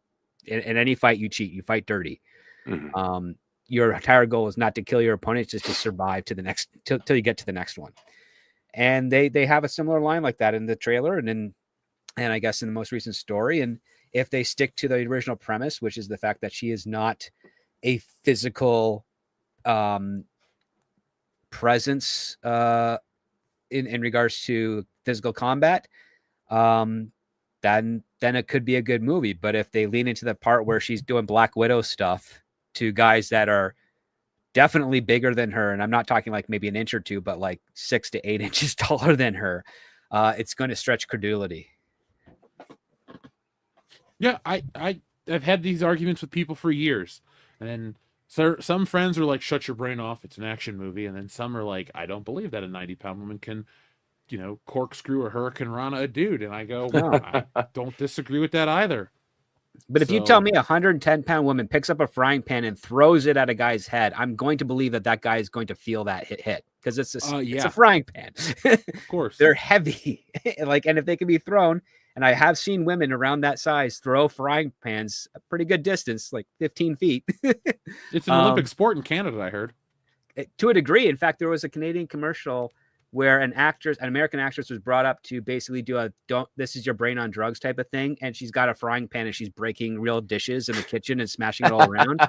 And the funny part is that she said she's never done that before. And the first time she hit a dish, the dish didn't break because she wasn't able to swing it strong enough. And so the hair and makeup girl, who was Canadian and the same size, had to teach her how to do that.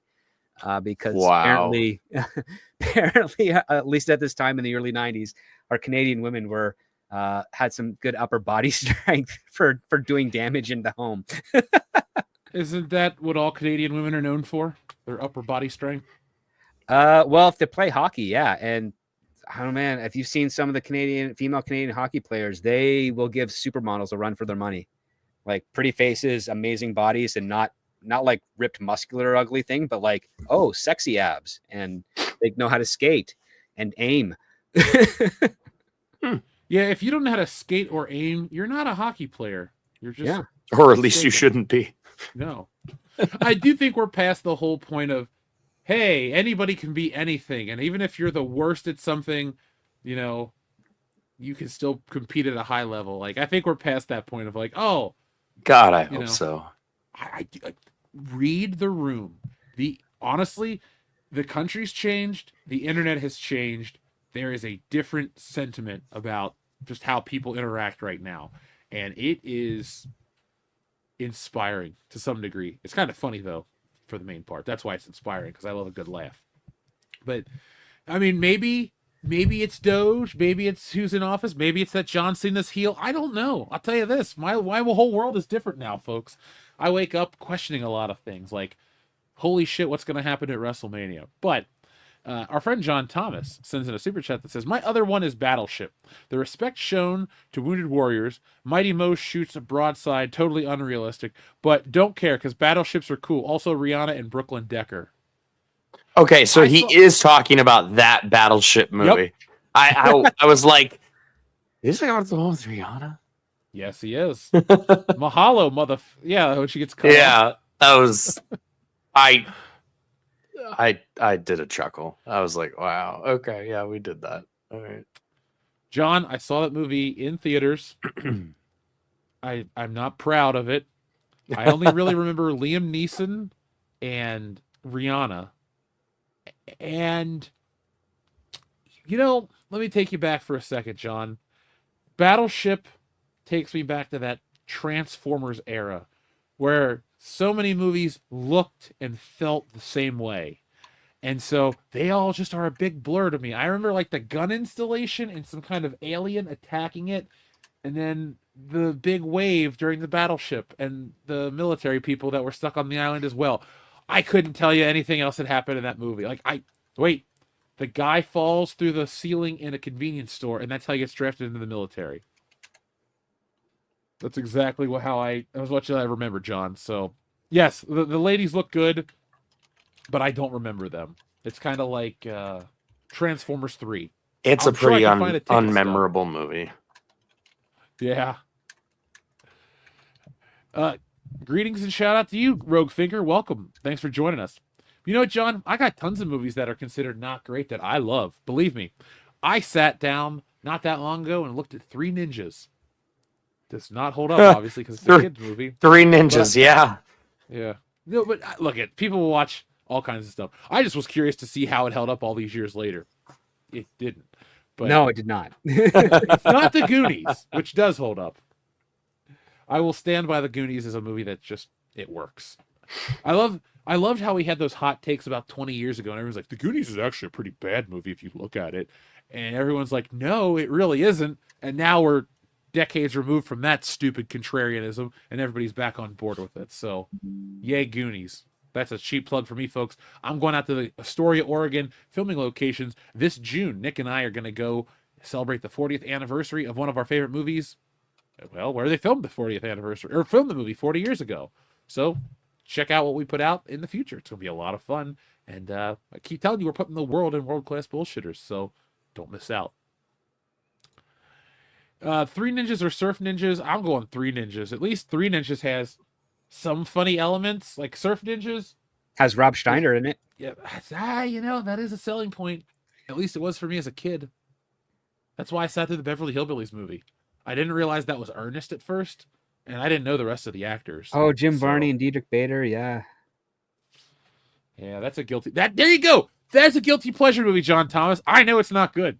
I know the Beverly Hillbillies movie is pretty shitty, but I loved it as a kid. Same with the Very Brady sequel. There were a lot of those TV show movie adaptations that just struck me when I was a little kid, and I was like, hey, I like this movie. So, everybody's got them. Isn't Michael Dudikoff in that movie, Rogue Thinker? He might be.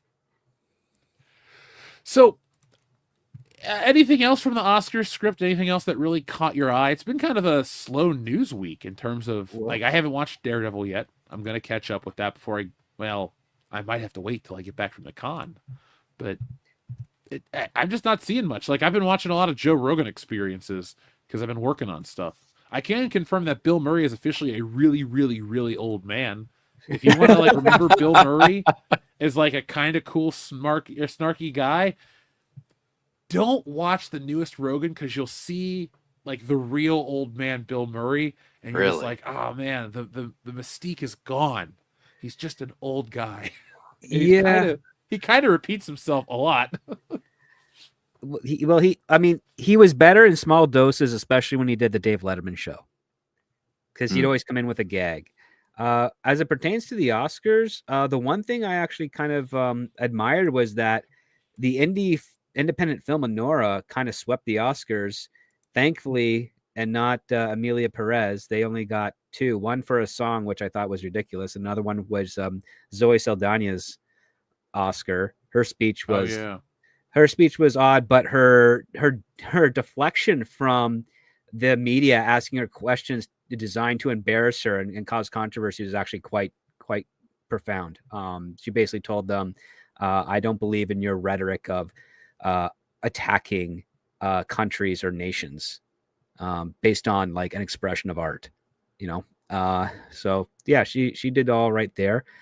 I will say this. I quite like Zoe Saldana. Yeah, no, she's quite good. And listen, she played that character straight, which takes some talent. So, See what um, you did there. so the other thing I noticed is, so yeah, the reason the Oscars are not really popular is that nobody wants to watch an award show where they don't know any of the participants, which is essentially it. Yeah. And that is a byproduct of what Harvey Weinstein did in the 90s, where instead of it being a culmination of really well done movies that audiences love and being rewarded for that love, it has become more internalized. It's no longer about the movies that audiences love, it's about the movies that the filmmakers love. And the irony is the fact that the film movies prior to that change that were being made were loved by the people making them and loved by the audiences and were well made. And now you have it. It's almost like you can have all three. You can. Now you're at to the point where the filmmakers still love their movies, but a majority of the ones nominated are not well loved by the audience. However, everyone I know who has seen Anora, myself included, really likes that movie because it actually is a commentary on strippers, not so much prostitution, because she's not a prostitute. She's a stripper who happens to fall in love with a client and then they get married. But it has this great message about how sex work and being a provocateur can actually diminish your understanding of what a transactional agreement is. And so when real feelings come to fruition, you think that sex is actually supposed to be required to seal that thing right away, when the reality is quite the opposite. So yeah, it was a hard lesson for her to learn in the end of that film, but it was really powerful and quite well done. And it does pick a lot of similar themes that have been done from other movies. A little bit of Romeo and Juliet, a little bit of Pretty Woman. Yeah, a little bit of My Fair Lady, all those types of things. So, it's, I mean, I think it deserved the awards. However, like I was talking with Chris Gore yesterday, and I agree with his sentiment, which is that usually those types of movies aren't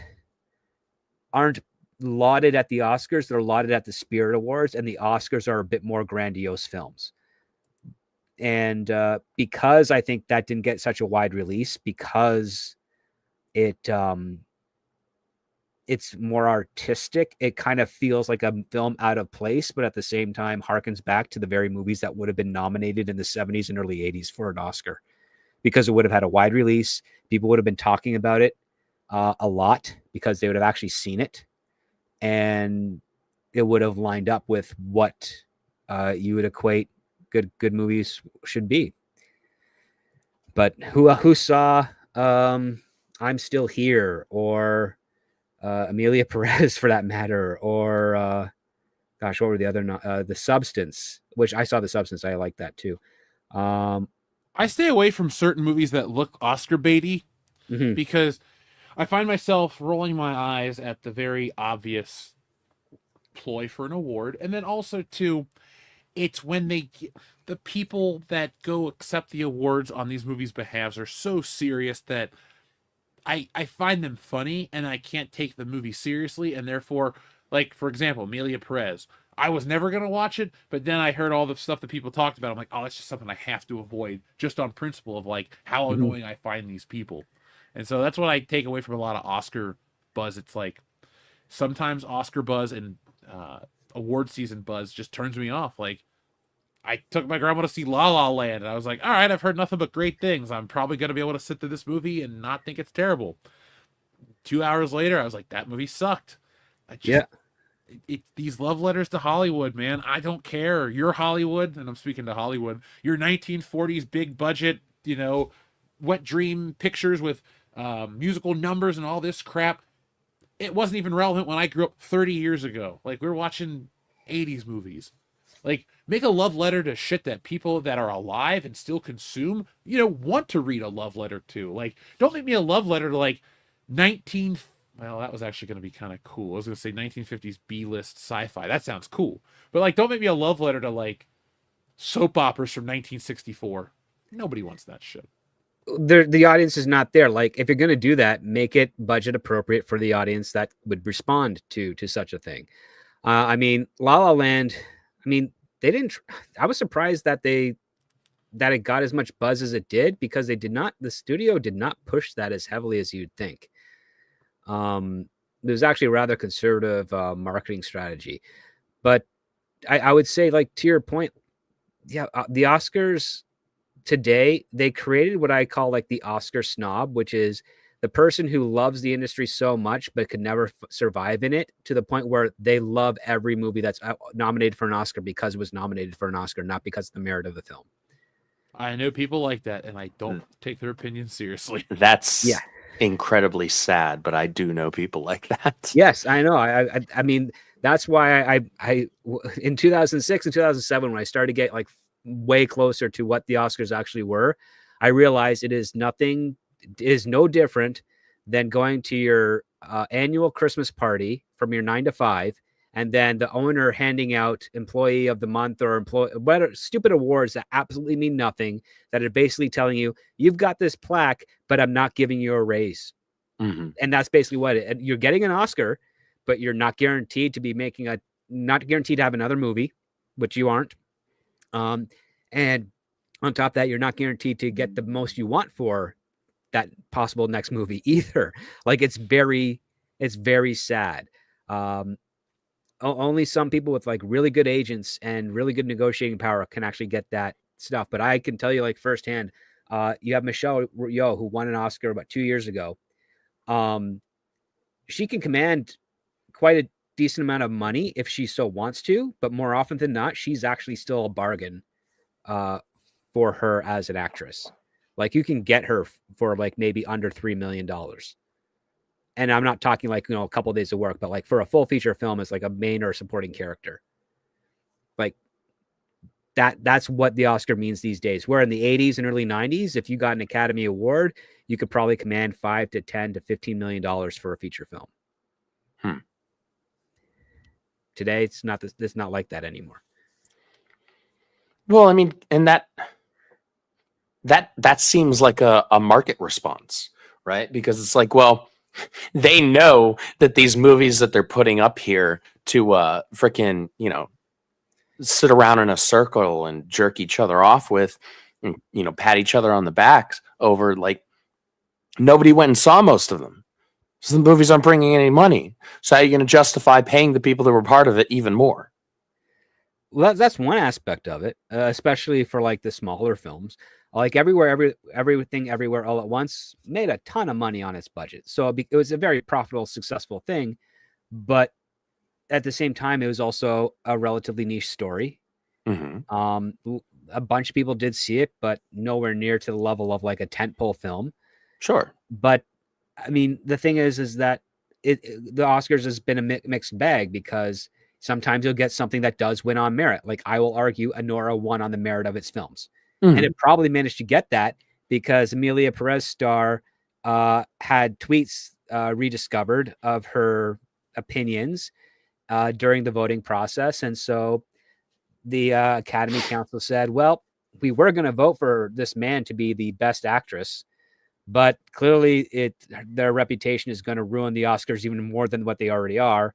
So we can't do that. So what's the next possibly good role to nominate for the win, to vote for the win? And it was down between Anora and Demi Moore's character in oh god, I just forgot the title. The Substance. Thank you. And I think the actress who played Anora had more to work with than what Demi had, and I think that's why they gave it to her. And I would say it's kind of ironic that the first year where the Oscars had those diversity, equity, and inclusion stipulations, the movie that technically doesn't really have all of it in the realm that they expected won based on the merits and not because of the check boxes. And you said something interesting that it's actually a point that I've tried to make when discussing things like comic books, where you said that you need to budget based on your expected demographic, your expected audience. Every single um, genre has its expected demographic, right? And you have subgenres within those, and those are, as you do that, you are further bifurcating that demographic, right? And To a so degree, you're either you- bifurcating or you're merging it, depending on how well you execute. sure, Yeah. yeah. Sometimes you might end up getting some crossover from some other subgenre or whatever. Right. Yeah, definitely. But that's a mentality that not enough people understand and have, because it's like with say, all things equal, let's pretend like Marvel is putting out mostly good comic books right now. Sure. And so let's say Amazing Spider-Man is doing really great. They're not expecting Punisher to be doing the same numbers as Spider-Man, right? Because Punisher has its own demographic. Punisher has its own fan base. In the same way that you wouldn't expect a horror comic book to pull in the same amount of money as your, bigger audience, kind of general audience superhero stuff. Right. Right. Or maybe a and manga or something. Yeah. yeah, exactly. And so you can apply that to movies and say, okay, this genre, this story that we're telling here probably has, and you do your market research, right? You research the markets, you research demographics, and you say, okay, so we can probably expect, if we do things right and that all things go well, maybe we can expect something around this. Now, we should probably budget such that we are setting ourselves up for success to actually not just make that budget back, but have a nice, tidy profit as well. And that's something that, like, it's so wild because for the longest time, general audiences, which is what most movies are for, were just hot on whatever superhero flick was coming out, right?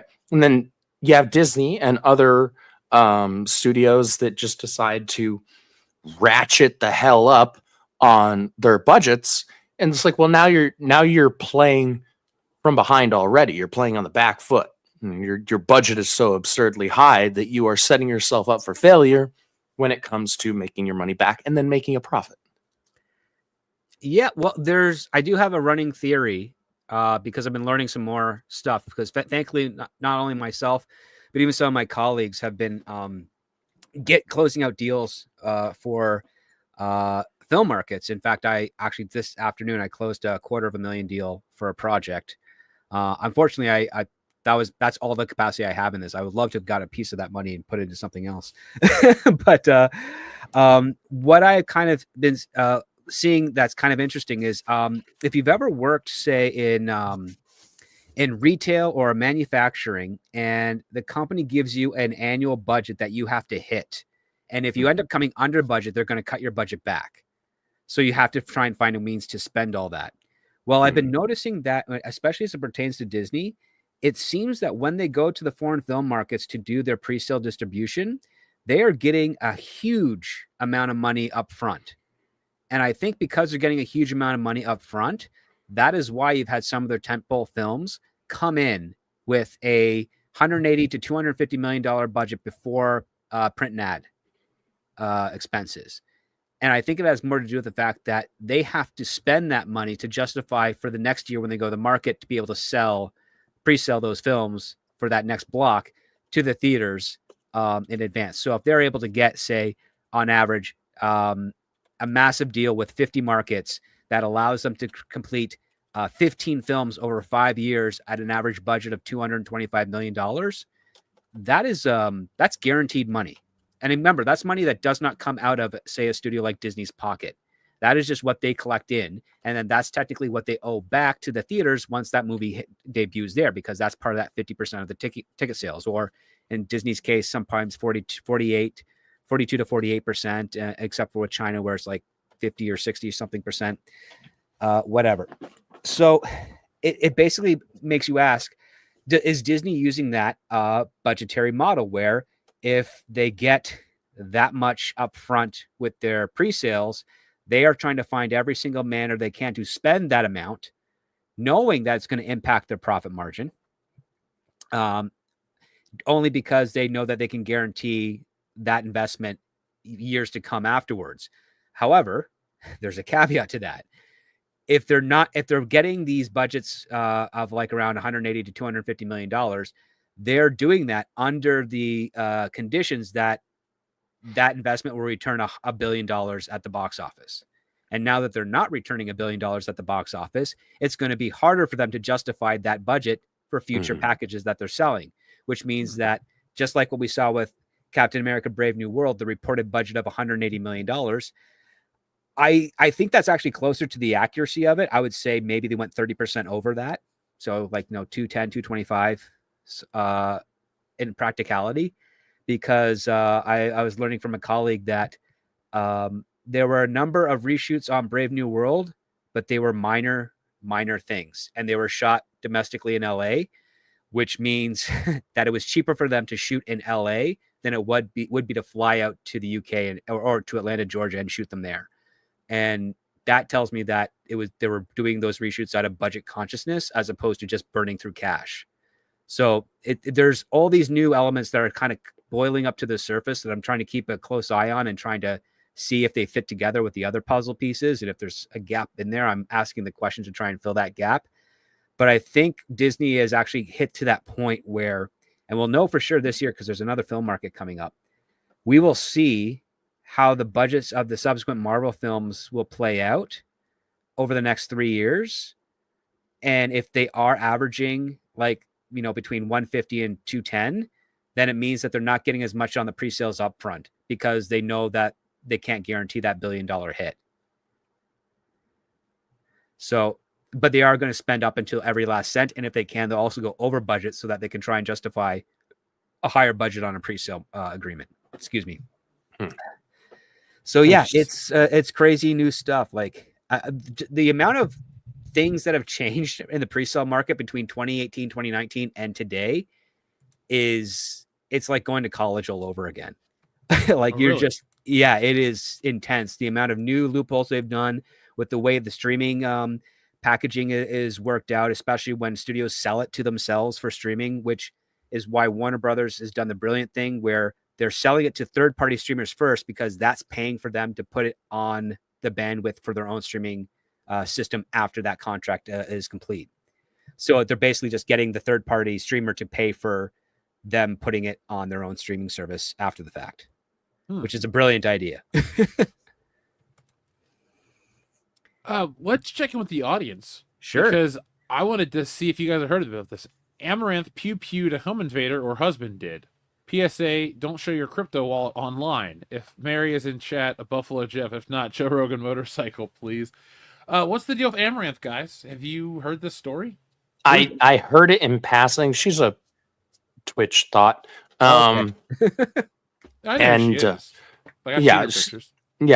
I mean, she's cute, but like she is what she is, but she makes a crap ton of money. She actually has a bit of a business mindset, or at least has people around her who have a good business mindset, because she has all these different investments that pull in a lot of passive income.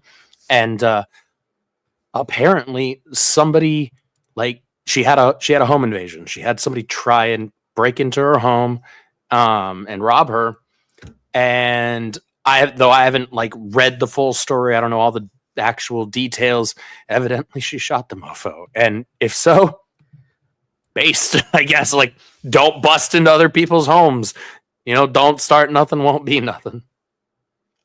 Well, I just know who she is, but I don't follow internet people. I know it makes me sound like an old man, but I don't, like, a streamer doesn't interest me to follow them, because I guess it's like, well, we do that here, but playing a video game, like when you say a streamer, I think of like a video game streamer.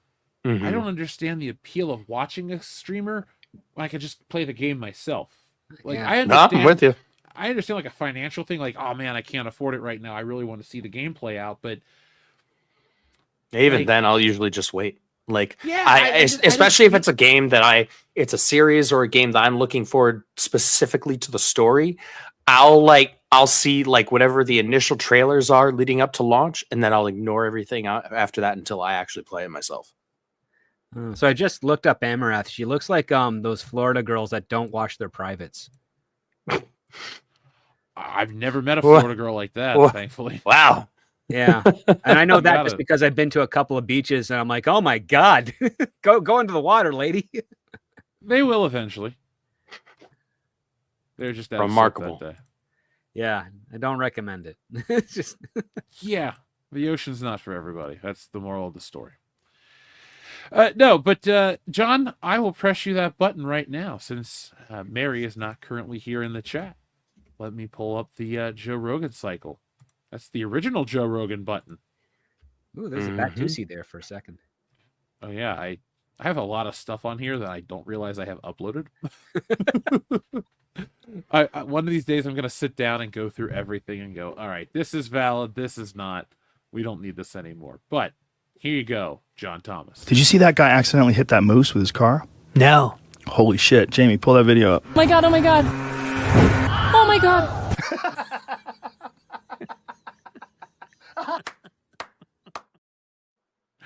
Thank you very much, John Thomas. Amazing. Xavier to God says, here's a list of movies. Tell me when it shits the bed. For you. Green Lantern. Yep. Shits the bed. There we go. We're done. I'll just keep humoring you, though, Xavier to God. Fantastic Four, Rise of the Silver Surfer. Shits the bed. But it's Don't still like better that than movie. Fantastic. Mm. Kick-Ass 2. Don't really like Never that saw one him. like the first one. Yeah. Iron Never Man watched 3. either. Don't really like that one enough to ever watch it again. I'll watch it again, but I'd rather watch almost anything else. Well, that is the epitome of a movie that I watch because I'm on the bigger journey of the Avengers saga. But I didn't like that chapter. And so all the parts that I like, I can remember. Like the part where they fall out of the airplane and Iron Man saves everybody. Mhm. And that's about it because I really do not like that movie at all. Hmm. And so Age of Ultron, Xavier to God, I don't dislike that one. That's the first one you've listed that I love like. that movie. I got it on disc. I've watched it a bunch. It's the only time we get to see all the Avengers together, really, as a cohesive unit, the whole movie. So I like it. Blade Trinity, not a good film. No. Amazing Spider-Man, not a good film. I love it. X-Men Origins, not a good film. Not a good film. I don't even remember X-Men Origins. You don't need That's to because good. I accidentally saw it recently. It's not a good film. Yeah. You know what you'll take away from its script? Just how young Hugh Jackman looks in that movie. Because you're thinking to yourself, oh man, Hugh Jackman still looks great these days. But then you go back and you watch that movie and you're like, oh my God, Hugh Jackman looked amazing. He's so young. And then you watch the first X-Men movie, you're just like, this dude is kind of like the real life Wolverine. He just slowly ages. But if you watch these movies, you just see how long the dude's been playing the role. Yeah. Because it's been 25 years and it definitely shows. It Not a shows dig at now, him at that's all. for sure. Yeah, but Yeah. Origins is crap, man. Like it's Yeah, that so movie bad is and bad.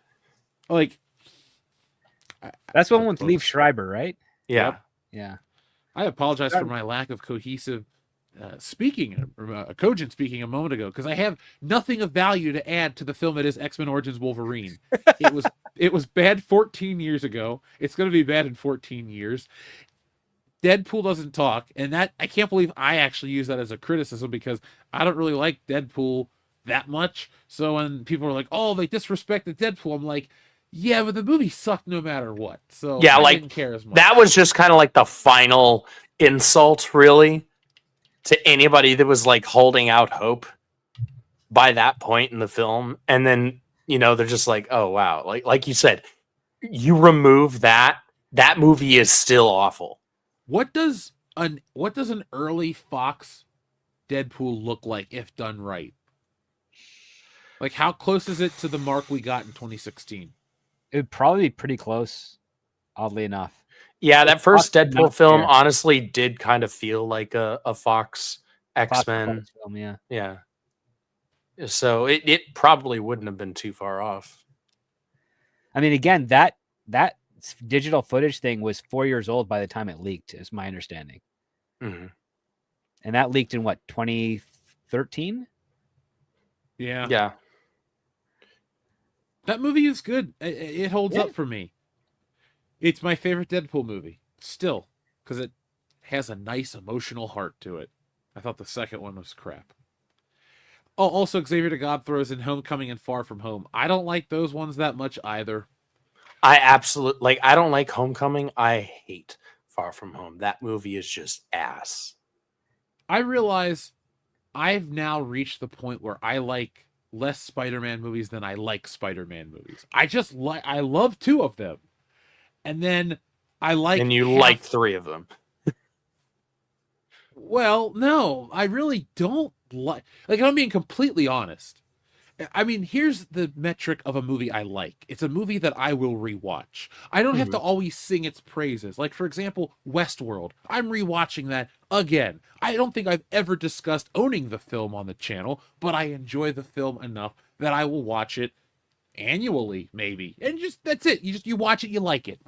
Oh man. But yeah. something like Spider-Man 3, I never watched that movie. I have seen it enough in my life that I know the story.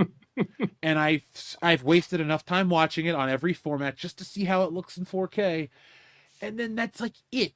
And so I don't really like that movie. And then I don't like the trilogy from Disney that much outside of the end part of the third one. And I didn't like the Andrew Garfield movies. It's just 1 and 2 are awesome and they still hold up, especially that first one. That one has a much better flow than part 2. And I know people would think, Jeff, you love 2. You say it's the best one. Spider-Man 2 is wonderful. It drags a little bit. Spider-Man 1, once he becomes Spider-Man, it is like a greatest hit of the character. And when these movies were being made back then and you didn't have guaranteed sequels like we do now when you talk about everything's being pre-sold for 55 permutations, you had to throw everything in there at once. And that showed, and that was cool. Batman 89 is kind of like that as well. You just got to throw everything in there and hopefully it works. Right. And it does. And I think that makes for a much more interesting movie as something that it encapsulates the spirit of something instead of encapsulating the spirit of something to sell you 5 movies instead of 1. That's what I take away from that. Oh, and Xavier to God, I forgot about the Spider-Verse existing. I like 3. I like the first Spider-Verse. Didn't like the second one. So there's 3 I like. Thank you, Xavier to God. I'm reading you guys.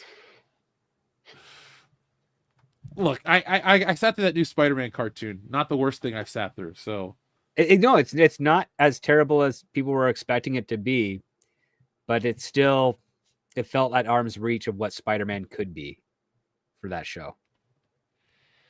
Yeah. The only thing, I guess this is one of those situations where I've been burned before. Like, I didn't enjoy anything that came post-Spectacular, including the Ultimate show. That was garbage. Yeah. And so the fact that this one even feels mildly like something that is recognizably Spider-Man to me, I sat through this show and found myself more interested at the end of it to watch more than I was interested to watch episode 2. Like the beginning, it was a really slow start for me. Yes. But once it got into the recognizable elements of Spider-Man, and I don't know what it is, but when a character looks like the character, I think it's because that has been something we've taken that for granted. It's like, oh, when you read a Spider-Man comic, he's going to have a red and blue suit. It's going to look a certain way. They've done these things to change it so much that when you finally get something classic, you're like, I don't know, can I get comfortable with this yet? It might change up just because. So that aside, once it looked recognizable to me, I was on board. And the Doc Ock stuff was actually kind of on point, I felt, to a degree. Yeah. Dude, that the Doc Ock was great. I loved the art. I know I don't want to sound so boring when I say it, but he looked cool. Spider-Man, when he had the final suit on, looked great. Yep. One of the best looks for Spider-Man ever on animation. I understand people's complaints about the race swaps. I'm not trying to brush that under the rug. I mean, there's only really one, the Osborns, right? Because I didn't pick up anybody else. Yeah. Lonnie's supposed to be black. Always, yeah. I'm not sure about Nico because I can't recall seeing her in any books before, so I think she might be. She doesn't have a comparable surrogate in the book. Okay. Yeah, they just replaced the Osborns as far as I could tell. Yeah. I really don't care. Yeah. And they didn't make a big deal out of it either, so it's like if you really want to go in You could take every frame of this show and just paint bucket in Norman Osborn to be white, and it would be the same exact model. Dr. Like- Connors, they made a woman, but that also, they didn't do anything egregious with that either. Oh yeah, I forgot about her. I forgot about her because she's so much in the background, you don't even register her as a That character. is probably the one that bothers me the most. 'Cause Yeah. you change up the whole dynamic of the character. Now, I Yeah. can understand, for example, I can understand like not having a rich millionaire industrialist be a black guy in the 1960s. That's kind of a stretch because Mhm. you can't really name, like, who was the richest black person in America in the 60s? Who cares? It's just a historical footnote. You don't know. But you knew Howard Hughes was rolling around. That's why Tony Stark kind of looks like Howard Hughes. I guess in the new age, it's like a black millionaire is not a big deal. I don't care. Mhm. But he had the same haircut, so that's all that mattered to me. It looked like Norman Osborn. He Yeah. did. It was took a nap in a tanning booth too long. Just Yeah. He's like, look, Hulk Hogan is my hero. I'm gonna really try to be like Hulk Hogan because he's got the skin of a hot dog. Yeah, I mean, and the other part too, I think that benefited this version of Spider-Man is that they were definitely couching this as this is a what if different universe Spider-Man. There's at no point are they trying to say this is the authentic, this is the main brand of the character. As soon as they cleared that up, which was done pretty much in the first episode, I was like, oh, okay. All right. If this is how you're going to do it, let's see what you got. And yeah, it was all right. You know, to a degree, there are some elements of this that I'm okay if that became like the new standard for Spider-Man. Mhm. And I don't mean like the spider coming through the dimensional warp. That was No. stupid. You're talking about the That's- actual character of Peter Parker. Well, yeah, and also too, like for example, I'm okay with Tombstone being a high school kid versus him being an old gangster that would run with Joe Robbie Robertson.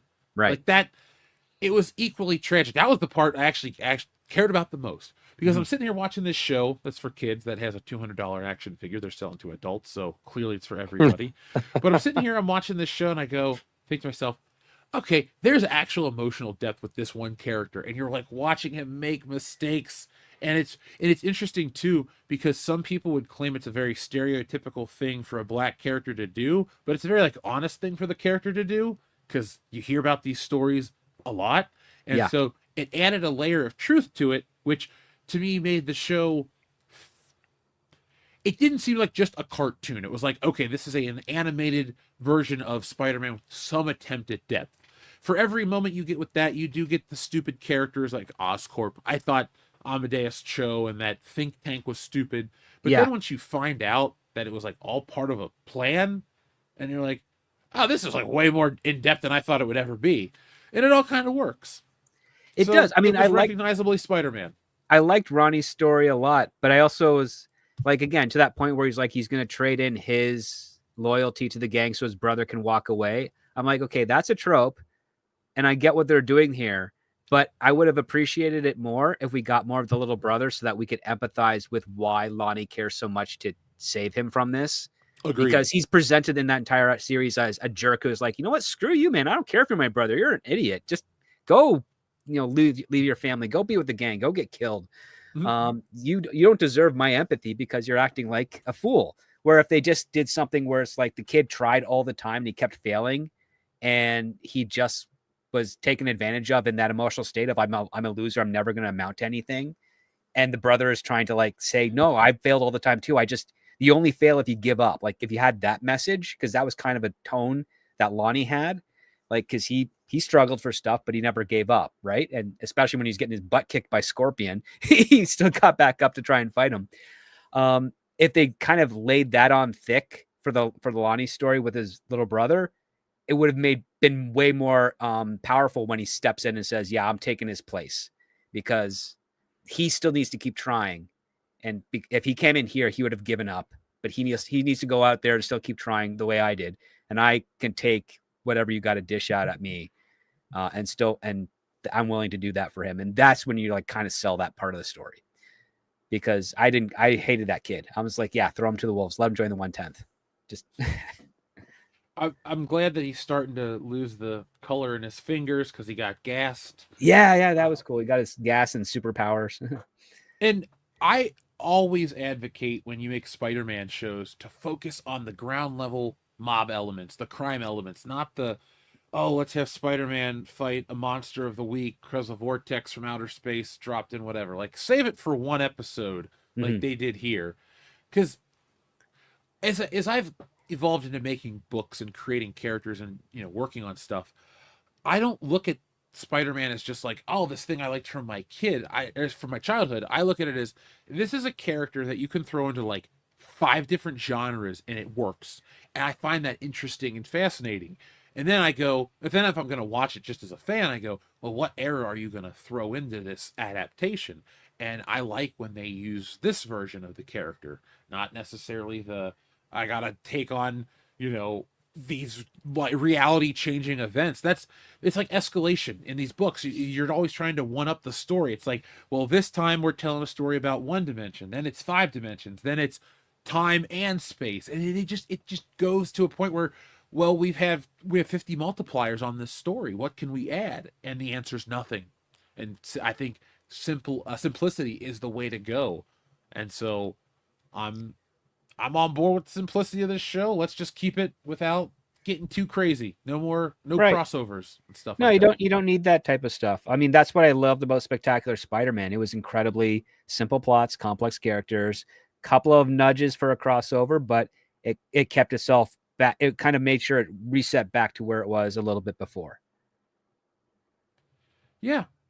And I still prefer Spectacular, but I'm gonna go like Spectacular, 94, 67, 81, then this show. Yeah, And then I would put guess- 81 above 94 just because they used less repeated assets in 81.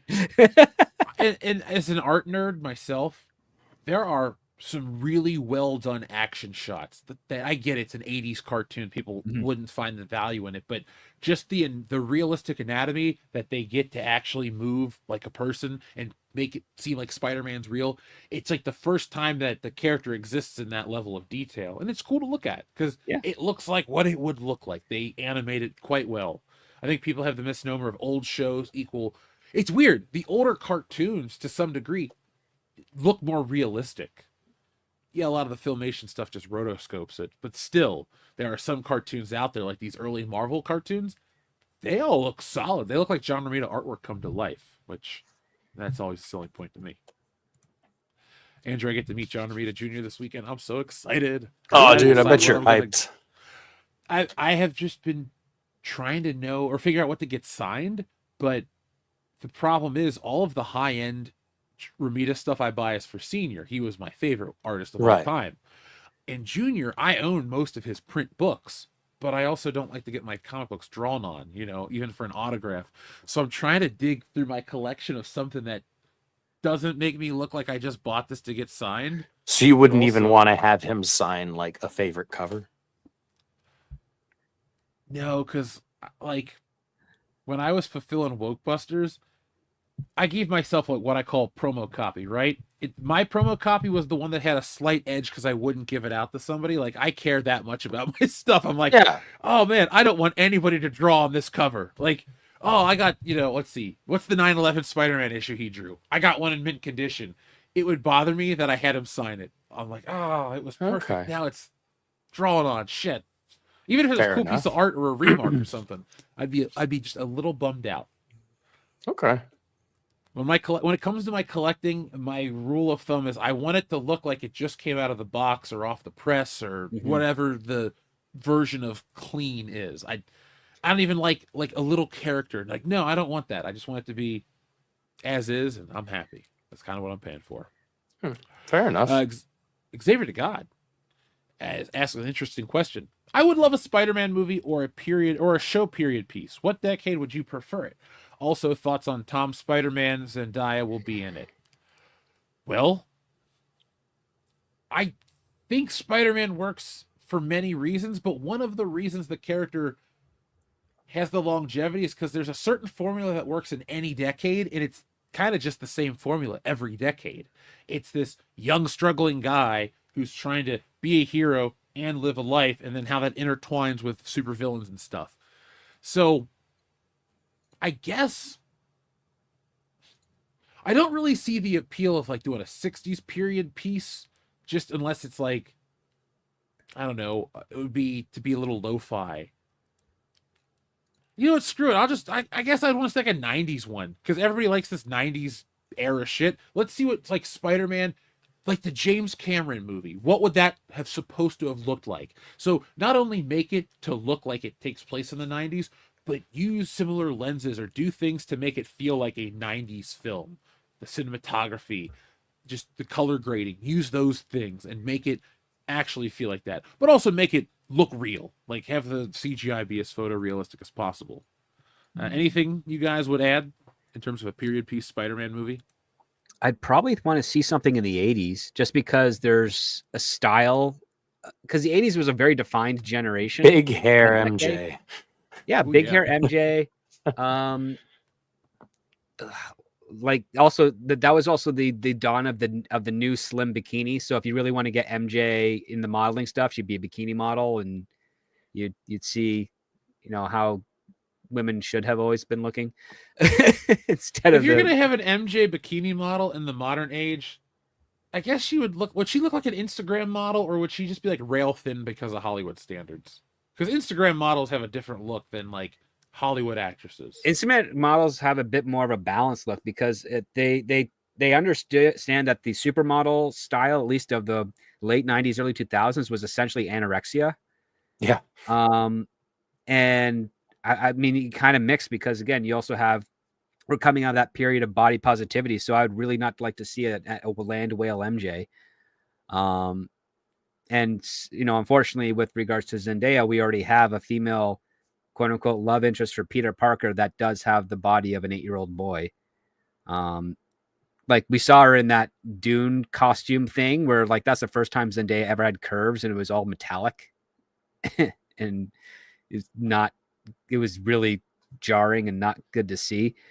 If you were to do it modern day, yeah, MJ would probably be a social media influence model. Well, I just meant like, or like those OnlyFans girls that only pose like sexy shots but never does nudity or porn. hey, yeah, respect that hustle. No, but that's what I'm saying. Like, I don't think MJ would be built like Zendaya in any era because No. that's the whole the character No. is a model. It like you can evolve and maybe not make her a supermodel and make her just like an Instagram model or something like that to evolve the character, but making her like a coffee shop waitress and that's it is not that does a disservice because again, us nerds, us storytellers, us people in general, we're just looking for a good adaptation of what exists. And if it works in another medium, we just want to see it on the big screen. We don't need whatever producers, we need this young hot thing. Like, no. Like sometimes the it girl can fit the role. Has it happened in a Spider-Man movie? No, but it could happen one day. I was like, does Kirsten Dunst fit the role? I'm like, well, no. What's weird is that at the time when she was cast, she was the it girl. She was an it girl. She was also like, she was in more movies than Tobey Maguire. She made more money on them deliberately. So she just had a bad agent for Spider-Man who should have got her what she wanted. She was marketed just as heavily as he was. Like if you watch MTV, she was the marketing. If you watched like another channel, it was all about Spider-Man, the character. Yep. It worked. Yeah. No, it absolutely worked. But I think Disney would be very smart to find a beautiful, curvy actress to play Mary Jane in the next set of films and ditch Zendaya. Because you could believe Peter Parker would see Zendaya and then look over and see a Mary Jane, let's say like classic Nikki Cox from the mid-90s. And you go, yeah, he's totally leaving that MJ for this one, for the one that's sexy and attractive and, has something to grab onto. Now, wouldn't there only be one problem with that script? And it's not like a problem I actually have, but Tom Holland looks like a boy. Wouldn't it be kind of weird if MJ looked like a grown woman and Spider-Man looks like a little kid? Like, do you think that would actually look good on screen, or would it be like, well, no, in Big they were almost Well, the let's same see. age. Tom It'd be Holland, weird. he's almost 30 right now, right? Yeah, but I saw some video of him on Instagram like bitching that they wouldn't let him buy his non-alcoholic beer without an ID. He still looks like a child. No, Like he if you does. put him with anybody, it's going to be so jarring. I guess that's why Zendaya works, because they both look like they both they're look a in high decade school. younger than they actually are. Yeah. I mean, the question you have to ask yourself is, can Tom Holland grow a beard? Because if you can give him a 5 o'clock shadow, that could work for Peter Parker. And it's got to be like a very early shadow. It can't be like the 10-hour or the 15-hour one that, guys like Sean William Scott have. It's got to be like, I literally woke up and I forgot to shave. Like that level. Then you can kind of get away with it, because then you're like, oh, there's some masculinity and maturity there. This kid has actually completed his journey from puberty. Otherwise, they're going to have to like spray paint on one in the movie, because, yeah, to your point, if you have Peter Parker in college and he's supposed to be dating, college age supermodel, beautiful girl, you're really going to have to do some work on the makeup to make Tom Holland look his age, or at least look college age. Mm-hmm. And He's just so- got a super baby face. What a weird dilemma to have. I'm an adult, yet I look too young, and you need to figure out how to make me look older to play a college kid that I'm over a decade older than.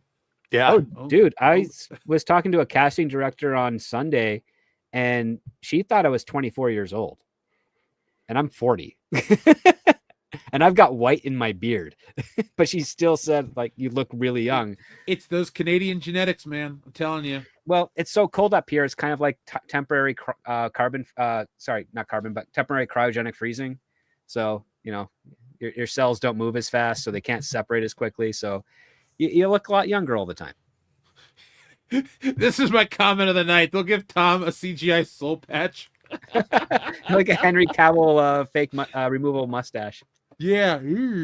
That I remember walking into that movie late. And the way how you walk into the theater, you walk up by the screen first. Mhm. That's the first image I see with that weird lip. I'm like, what the hell? And then I sit down and never Dude, mind. props to I've told that Paramount story. for basically holding up their no, you're not letting Henry shave his mustache because we're still shooting Mission Impossible. It's like, we'll pay for the fake one. No, we don't want the fake one. We want the real one. Well, Henry Cavill hopefully has some more movies under his belt soon. If he can get Highlander fixed and his Warhammer thing going, that'll be good.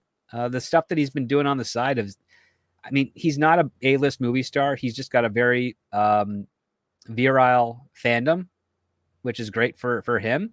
But I think he's kind of going to be in that B and C tier level, like Kevin Sorbo type of era. Hercules Legendary Journeys, though, man. What a show. Yep. Now that's a lot of beautiful women that you could believe could kick ass. Oh, dude, we watched an episode of Xena not too long ago, me and the guys, and we're like, yeah, Xena still looks cool and good. But I liked that show as a kid. yeah, she was awesome.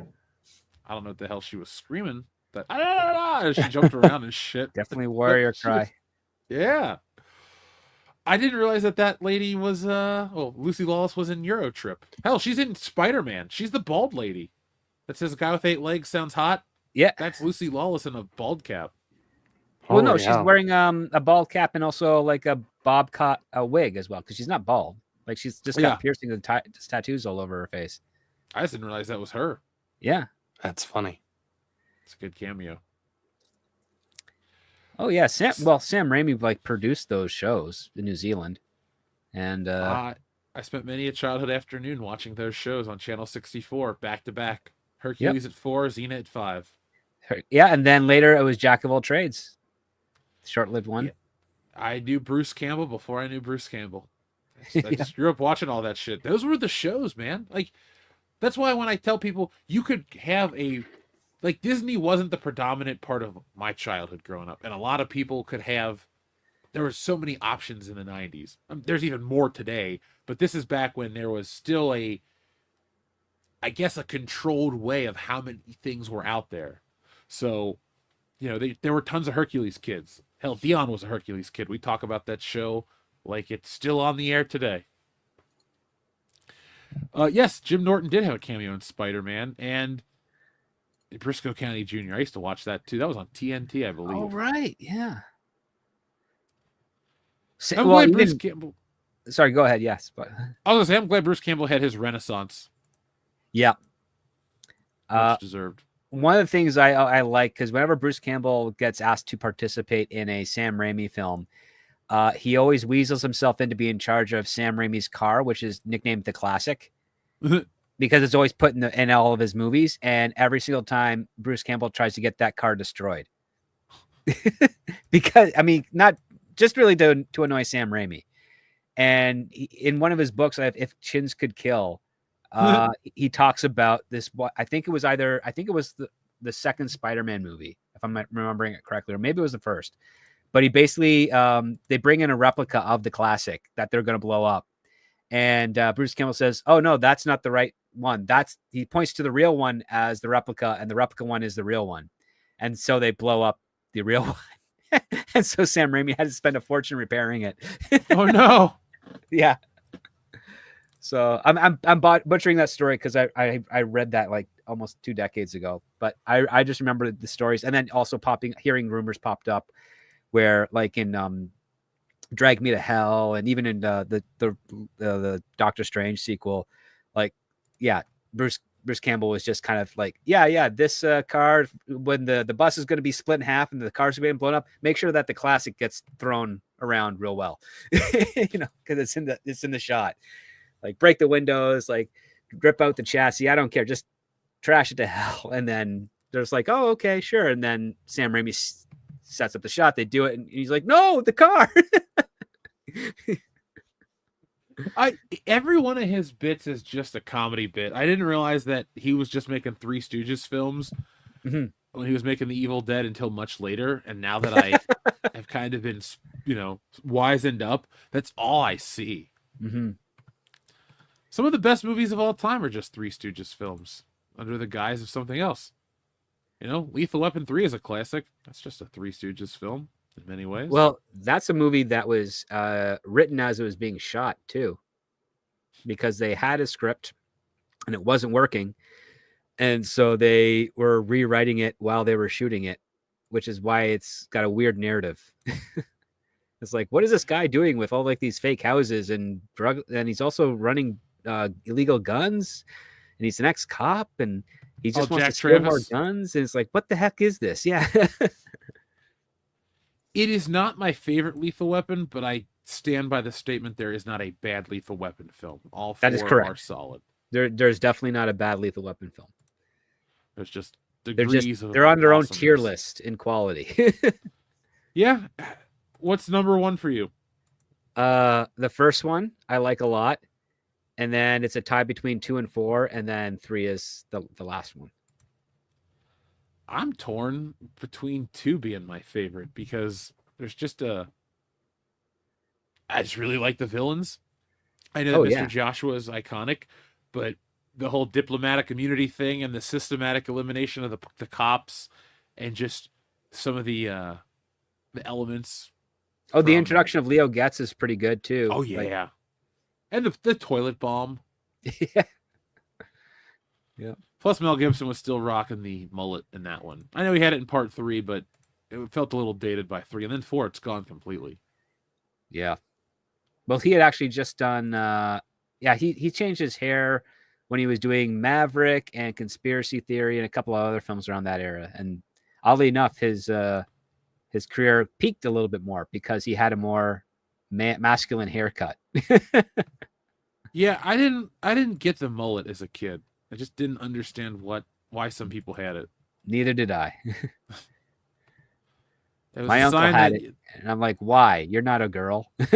And then he got rid of it. Well, it was like, "Look, uncle, it's not 1986 anymore, okay?" No, it was 88, which was funny. And yeah, I think Tears for Fears got rid of their mullets by 88. Yeah, damn. Yeah, that makes. Yeah. They might have. I don't know. I like their music, but I don't know their style. You know, guys, I think it's getting late and it's time to go. What say you? I think so. It is 11:30 here. So Yeah, folks, I will be hitting it harder on YouTube when I get back from the con. I've been taking care of fulfillment for Wokebusters. I've been taking care of preparing for the con and taking care of business like that. So when I get back, I will be fulfilling everybody continuously. We got more books to ship out, but they are here. They turned out great. Hope you enjoy them. I enjoyed making them. And Andrew, yours is in the mail. It was I one of cannot wait. your book traveled further than Clone Geeks, because it's like I wouldn't know some people, but they use their screen names. I'm like, oh, okay, this person, that person. And when Yeah. you folks, when you sign up with your screen names, the program doesn't use your real name. It'll just use your screen name. So if you put your screen name in for Wokebusters, it'll Mhm. just be like Dr. Coffin Nails 16 or 1313 Mockingbird Lane. Like you just be prepared. Like I'm not figuring out your names and putting your screen names on there to be cute. So you just put your screen names. So be prepared. Clone Geek knows. it will be weird though for like, the mailman to be like, what the heck is this name at this address? Yeah. Like some of them just are like really weird screen names, but hey, it doesn't matter. The app recognizes your address is real and it sends it out. So folks, when I get back from that, it'll be a lot more WCBS content. I'm pushing for 300K by the end of this year. I'm making it happen. We made it to 2 by the end of last year, and that was a long process to get to 2, but we're moving quicker through this. And as soon as we come back from this con, I'm ready to do that full bore. We got anniversary stuff to celebrate, more Ollie's videos, more toy stuff, more pop culture content, more of the stuff that you like. So all you got to do is be here each and every day for it. Start next week. By the way, if you're a member, and I see a lot of our members in the chat, I uploaded that member video for you. It is a look at the Spider-Man collection. So when Xavier I to saw God, that. yeah, or John Thomas drop they'll send in super chats about Spider-Man, and you're like, geez, dude, how do you know this? I have a good memory and I read something. And a lot of these stories I've just read once or twice. I haven't like sat and committed them to memory. Like, what issue does Spider-Man first get the black suit? It just, if you read enough books that talk about it, you just kind of pick it up that it's 252. So check out the video. It's his issues 1 through 199. Now, obviously, I don't have the first 199 issues of Spider-Man yet. Working on it. Got a good chunk. But I have a good chunk of all the books that exist overall. So as you guys get deeper into the videos, there are some portions where it's just like, every issue, and you're just going to see every issue. And I have something to say about each one as well. So that's a fun member video. If you guys like it, let me know. I'm going to commit to just do the rest of the Spidey collection, but we'll do some toys and some other fun anecdotal stuff as well. So join me in the future where I walk through the collection and I say, hey, this Goku's from Media Play. What's Media Play? That's a story for another time. Clint, somebody asked in the chat, why does everybody hate Hasbro? So a lot of people are angry with Hasbro for their business practices. Yes, they do make some great quality products. I've said that on many occasions. I have shelves full of Hasbro Marvel Legends X-Men figures and their Spider-Man figures. So overall, I have enjoyed their products. A lot of people are upset with the fact that they do not they increase their price, but they do not increase the value of their product by adding more. They just arbitrarily jack up the price from $24 to $50 because they think, well, these few pieces of plastic webbing and a stand from another figure is worth that kind of money. That's where a lot of people inherently have problems. Also, too, Hasbro, their quality does vary on certain figures. The sculpting is not always consistent. Some of the character design choices, which aren't their own, I'll give you that, aren't always well executed in plastic.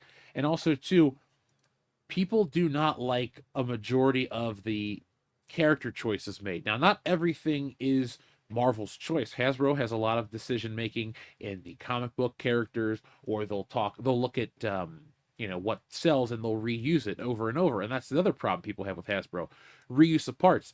If I buy a Spider-Man action figure and for some reason he has a giant hole in his back, and the only reason there's a hole in his back is because Yeah. they use the same body as Captain America Bucky, but they don't fill the hole, and then they keep doing it for years and years, and they do all this lazy shit. That's where people get pissed at Hasbro, because they have the money to buy the biggest licenses, but they don't consistently service the license the way that it needs to be. Some figures look great. Some figures look like shit. I bought stuff that wasn't even fully painted in the box. So nobody gets a pass for being perfect. I like to be a little realistic about it, though. That's so fair. yeah, they're cheap and overpriced, says Xavier to God. But some of the stuff they do make is nice. There are some Black Series Star Wars figures that look great. There are some Legends that are award worthy, like the Mark 25 Iron Man. That looks great. That Amazing Fantasy 15 Spider-Man was pretty nice. A lot of good stuff. But they also just overproduce like a mofo, and they lie about their overproduction, and then it ends up at Ollie's, and then I make videos for you fine people, and you laugh, and we laugh together. So, Andrew, I think that I should be on the lookout for some Ollie's junk at this con. I wonder if anybody has gone to an Ollie's to beef up their selection that they sell at these conventions. I hope not, because that would be pretty bad. You go They're to not. Ollie's, They're not. Yeah, that would be foolish. Nobody's gonna buy them. Yeah, gosh, I can't imagine. Because here's the thing, like these guys that are, and I know we're trying to get out of here, but these guys that are bringing, a truckload of figures and things like that, they want to walk away from the convention at the end of the weekend when they're packing up with less. They don't want to have all this extra crap. Like the goal is to try and offload and sell as much as you can, not like shoot yourself in the foot and bring more crap that you have a even lower likelihood of selling. and then there's the Young Jedi Adventures that we see at Oh Ollie's boy. too, folks. Oh boy.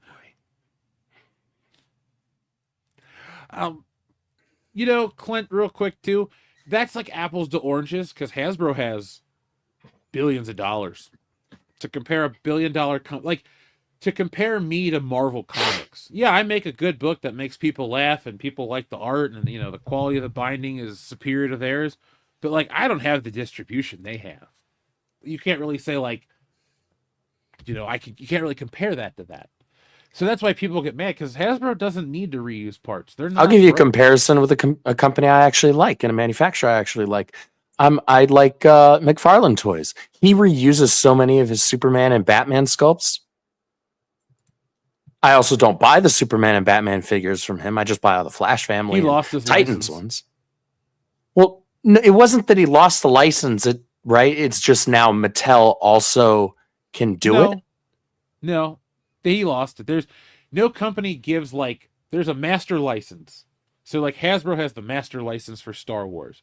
Mhm. And then Hasbro can okay, you can make this and you can do that. Like those Grogu dolls were made by Mattel, or Right. the plush might be made by Mattel or something like that. But nobody else makes Star Wars action figures but Hasbro in America. You got to import those. So McFarlane, he's making these 7-inch figures, and that kind of ends at the end of this year, and then Mattel's going to start making their 6-inch figures, and those are going to replace the McFarlane ones on all the store shelves. So you won't see the McFarlane blue boxes anymore, but you'll probably get a lot of Flash stuff too. So because the guy that is running the Mattel toys the DC toys at Mattel also is in charge of the WWE toys, and it goes to show you how narrow some collectors' viewpoints are, because everybody goes, "Oh my God, they're going to look like the wrestling figures," and they pull out the basic figures from 5 years ago with the shitty articulation. And as a collector who was enthusiastic about those, I went, Mattel getting the license? Awesome. Those wrestling figures look great. So I think DC's about to step it up. And if DC plays their cards right, and they can have superior toys to Marvel, they can beat them at the box office, and they can put out some quality video games that people care about. If they can just continue that for a small window of time for this right generation of people, they can really make DC like the superhero brand again. And it's been, God, has it really been since 2008 that DC was the brand for superhero entertainment? It's been that long, yeah. folks. Right as the MCU started. Mm-hmm. But we can all hope for some change. We Because will personally, I want the change to come not because I hate Disney or I'm angry.